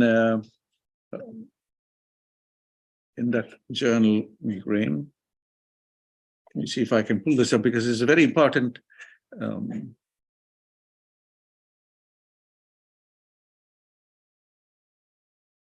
You might have seen this paper. Okay, this is the paper. It was published in. Can you see my screen, Nimisha? I'll also put the link in. No screen. Okay, here is the. I hope it's here. Okay, it's in the Journal of Ayurveda Case Reports, an official publication of All India Institute of Ayurveda. And if you look in here, it's a symptom-free status, prolonged suffering, a case report. Now, if you look in this paper, you will see a reasonably good guide to how to prepare a case study. Now, the interesting story about this is the motivation for writing this case was a patient, this 58-year-old person, it doesn't say here, but he is the author on this paper. This 58-year-old person is a modern medicine doctor. And this was disclosed to us by Balenduji. And he wrote up this paper. And if you look within here and you look at the details, you will see the kind of Ayurvedic medicines that were used and the prescriptions and the kind of details. You see here at what time, what was the Anupan that was used, etc., etc. So if we can give this level of clarity, then you are making a big step. And if you go into this section, it talks about diet, lifestyle, prescriptions that were offered. And it's a very valuable paper to study. How the patient was examined and what were the treatments, what were the things he was asked to avoid. So patya kind of thing, and the timeline of the case. So this is the timeline of the case. You see, there is a model here for us to follow. If you move away from this and you go to, if you wanted to see some more models, I recommend looking at this BMJ case reports. And within that are recommendations of how you see the section on instructions for authors. And there's something there called, so these are the kind of guidelines that you want to have. There must be something new to learn. and it must be patient-centered. And what are the kind of things you would want to have? There are templates for these case reports. What we can use is, off-the-shelf kind of things, and it's available as a Word document here. You can see it's downloaded. And it should be about 2,000 words. And then we go into something called the Global Health Case Reports. And you can look at it slightly extended, 4,000 words, because you might be bringing some new things that people may not understand readily.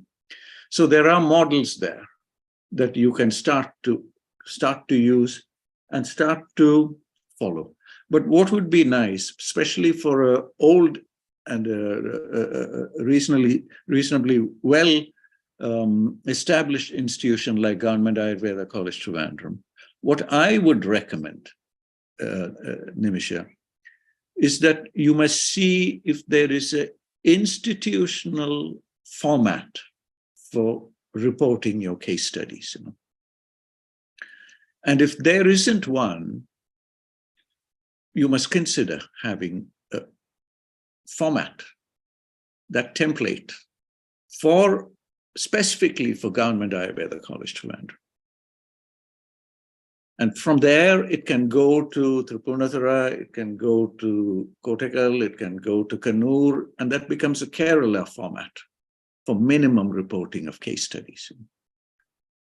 I think it is and don't worry about the rest of the world. You can say, in the past many decades, our senior professors have been treating, and this is the logic, which is what you get when you are doing your MD rounds. You are with the senior physician, a senior Vaidya, and they are teaching you some things, and we have to capture that somewhere. If it is not already captured, I don't know whether there is a system of capturing that process. And don't worry about the rest of the world right now. We want to get standards for Government Ayurveda College Trivandrum. And maybe that is a small task for us to sit together, consult, and then we can refine that. And also keep in mind that the world is now looking to having what we call friction-free data entry. That means with minimum, the technical term is friction-free data entry. We want to use the best technology that's available today to make it easy to capture that data. And that goes into the space of data analysis and data gathering. In Trivandrum, in Technopark, you have a big institute there, IIIT MK, it's called. Let us make a dialogue with them, saying, this is Government Ayurveda College Trivandrum. We feel we have experience over 100+ years, and we now need to convert this into easy to capture data systems. And we can bring into play all the people from Technopark, all those institutions, and people who want to make these smart systems. And we can bring all those people into play under the guidance, under the leadership of Government Ayurveda College Trivandrum. So we are looking at your question is real. How do we publish this stuff? And how do we go about capturing data? And how do we make it 21st century ready and ready for the 22nd century? We're looking 75 years down the line and say, this is where it's going to be. We're going to use the best and the smart systems to capture data and provide our own system of documenting results and have real-time data. What is your occupancy? You have 500 beds in your Kaya Chikitsa department. Are all the beds occupied? So in the Kaya Chikitsa department, we have around 92 to 100. In totality of the Ayurveda. Okay, totality of 500. Now you're still, and people they primarily book for the further admissions. Like if one patient is getting discharged, there will be 10 more waiting for the admission. waiting. You see, this conversation that we are having now, I'm hoping that people are listening to this and saying, by the way, we didn't think about this, that we have an opportunity to capture this data. Kerala is very IT ready. It's the IT ready state. It's the hub of information technology. And I don't see any reason why we cannot be connecting all the colleges and all the resources and putting things out there so that we get Kerala standards for reporting Ayurveda cases. And consult with Dr. Ram Manohar in Kollam. And they have a new format online. I don't have it readily with me, but somebody from Kollam will be able to guide us in that area. It is an online system where you report cases and you're credited for reporting the cases. So if we connect, if we can bring Dr. Ram Manohar into our discussions and he will guide us through that procedure. But what we would, Nimisha, what I feel we should have is the Kerala, a Kerala guideline for reporting. And using all those details, if necessary, we go to our old families, wherever it is, and we get those insights, and we capture that, and we preserve it and refine it for the future. So I hope I've answered your question directly in terms of cases and case studies and the example of Balenduji's thing on refractory migraine. It was a elaborate description. It is a really a model we should set up as a Kerala model of case reporting, a uniform model. So it's a very important suggestion, and many of the doctors are witnessing this, and in the YouTube it will be live streamed. So it's a very important message. But sir, with your permission, now 9 more students are there. So if we go further, it will be in the midnight. Too late for you people, yes. So too late, and we should rush. That will not be much Nimisha, satisfactory. I know. What shall we do? And you have to decide, because. So no problem, sir. We can have another session with the remaining. And at your convenience, we can arrange another session as a second part, so that we can reach into other students. They will also get the opportunity. Not only students. Yeah. Not only students. We are always students, but you see, we are keenly hearing, watching what is going on. Gopakumarji, namaskaram. I hope. Namaskaram. I hope I could give some ideas that is in my mind and where things are going in the world and preparing Ayurveda for the 22nd century, And we have strengths in Kerala that we should not underestimate. We should not overlook those strengths, And when the world is looking to Ayurveda, why don't we make Kerala that hub for Ayurveda? It has a big standing. It has routine use. It has young people like Nimisha and Gopika and Devika and all these people. They are all ready for the world, and they'll all be competent. They can. Nimisha can. I'm hoping Nimisha will join in our discussions in London online with our consultant rheumatologist. Nimisha. Sure, sir. We have Dr. Bernard Colasso, and he is a consultant rheumatologist with over 40 years of experience in the National Health Service. And he sees the power of Ayurveda. He has patients who respond with just yoga. They respond, they manage, because there is a neuroinflammation element in this, Yes. And these are things, and there are ways to control. And I feel confident, Nimisha, that you can discuss with clarity to Dr. Colasso about his patients. He has patients who don't respond. But you will look at that patient through the Ayurvedic eyes and the experience and what you have learned in your institution over the 10 years or 8 or 9 years. And you might give a solution here. Wouldn't that be wonderful? That means you're ready for the world, you know. It's an excellent opportunity, sir. It's an excellent. We should bring all our young students to interact with these senior doctors here, you know, because they also have 40 years experience, and they also know patients. So do you. Even you know patients, but your perspective on that patient and the condition is based on another worldview, and I think this is the future.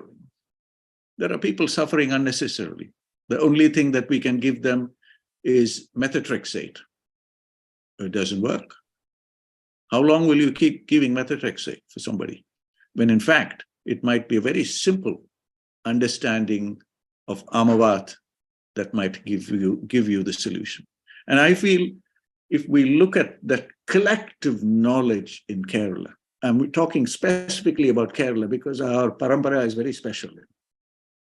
Anand is exception using Rasa Aushadhis, but most of our physicians have another way. They don't need Rasa Aushadhis. And that is very unique. And that confidence that our old Vaidyas have, we respect them and we learn from them and we preserve that knowledge and we use it so that the world can come and learn from us.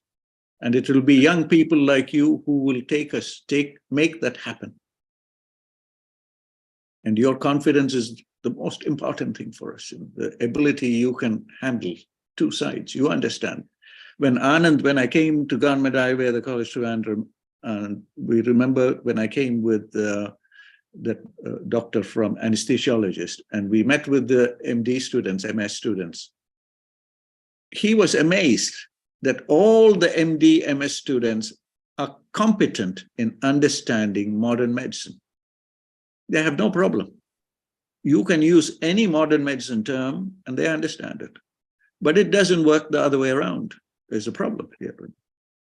How come students of modern medicine cannot understand Saptadhatu and Shadkriya Kala? Why is that? Why should they be ashamed of it? If our Ayurveda students can understand all the terminology of modern medicine, there is a difficulty, there's a problem. There we are, Anand. I will leave it with you to decide when we talk again.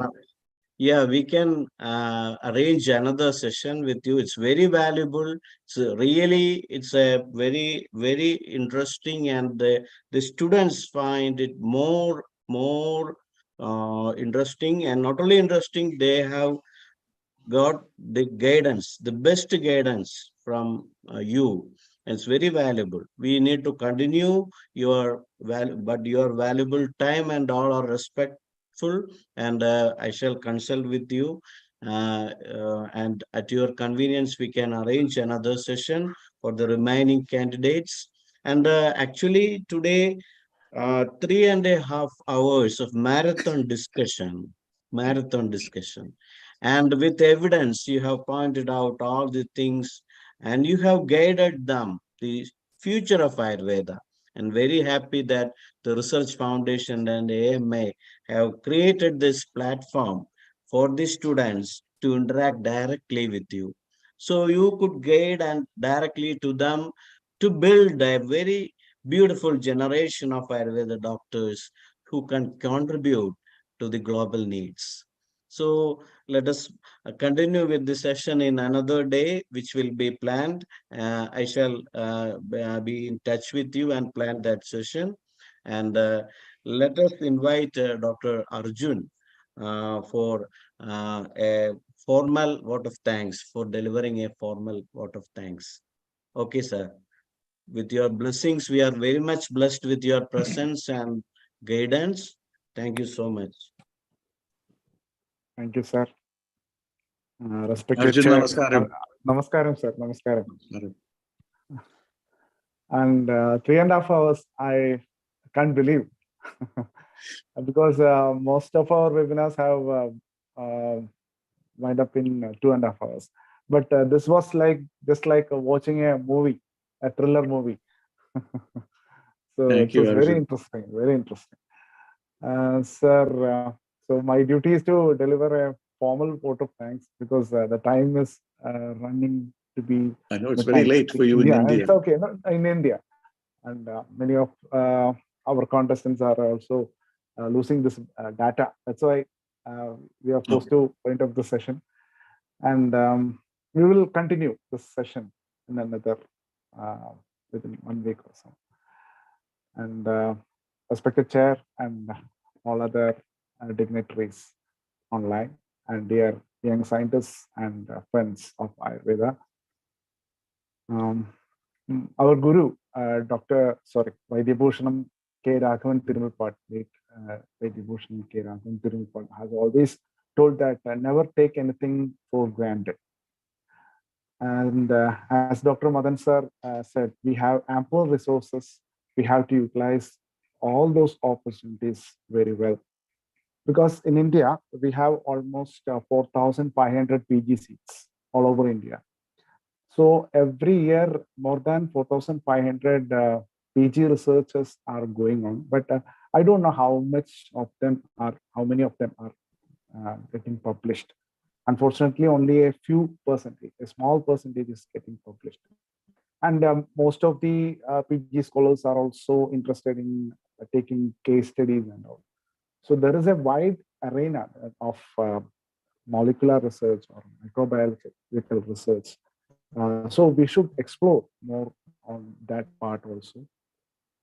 And we have got many insights from this session.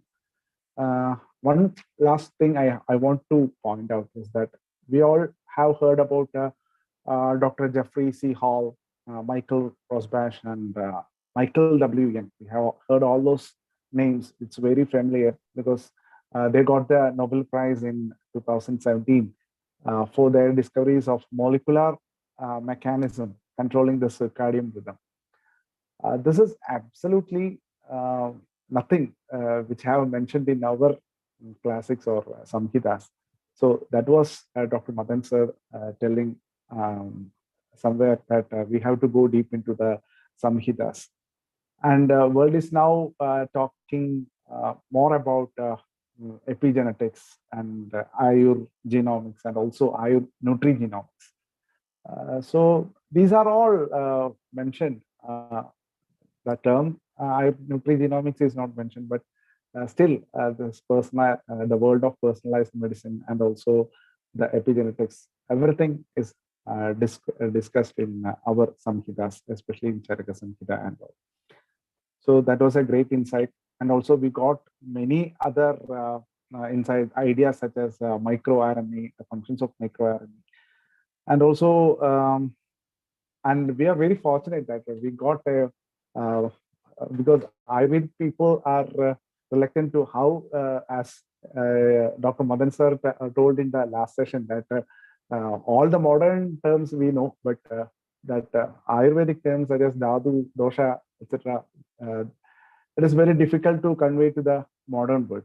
So I think we have got a very interesting person and a very knowledgeable person, a legend who can translate all those things, our ideas to the modern world in a better way.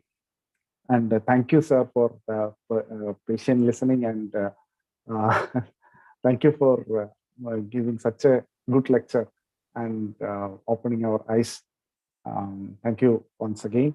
And also, I thank Dr. Rajeshan for throwing some insights regarding the PG, insights of research by our PG scholars in Kerala. I formally thank Dr. Rajesh and also I am grateful to Dr. C.D. Leena, who is the backbone behind this institution. A strong lady who is leading this institution, Dr. C.D. Leena. And thank you, ma'am. And also Dr. Ajit Kumar, who is a young, vibrant General Secretary. And he is also giving good support. And he also invited us, all of us, to attend the AMA annual state conference, which will be held at Kanjangat, Kasaragod on May 6th and 7th. Thank you, sir. And also, definitely to Dr. Anand, sir, my guru. He has been the moderator of this session, and also, moreover, he was the mastermind behind organizing this program.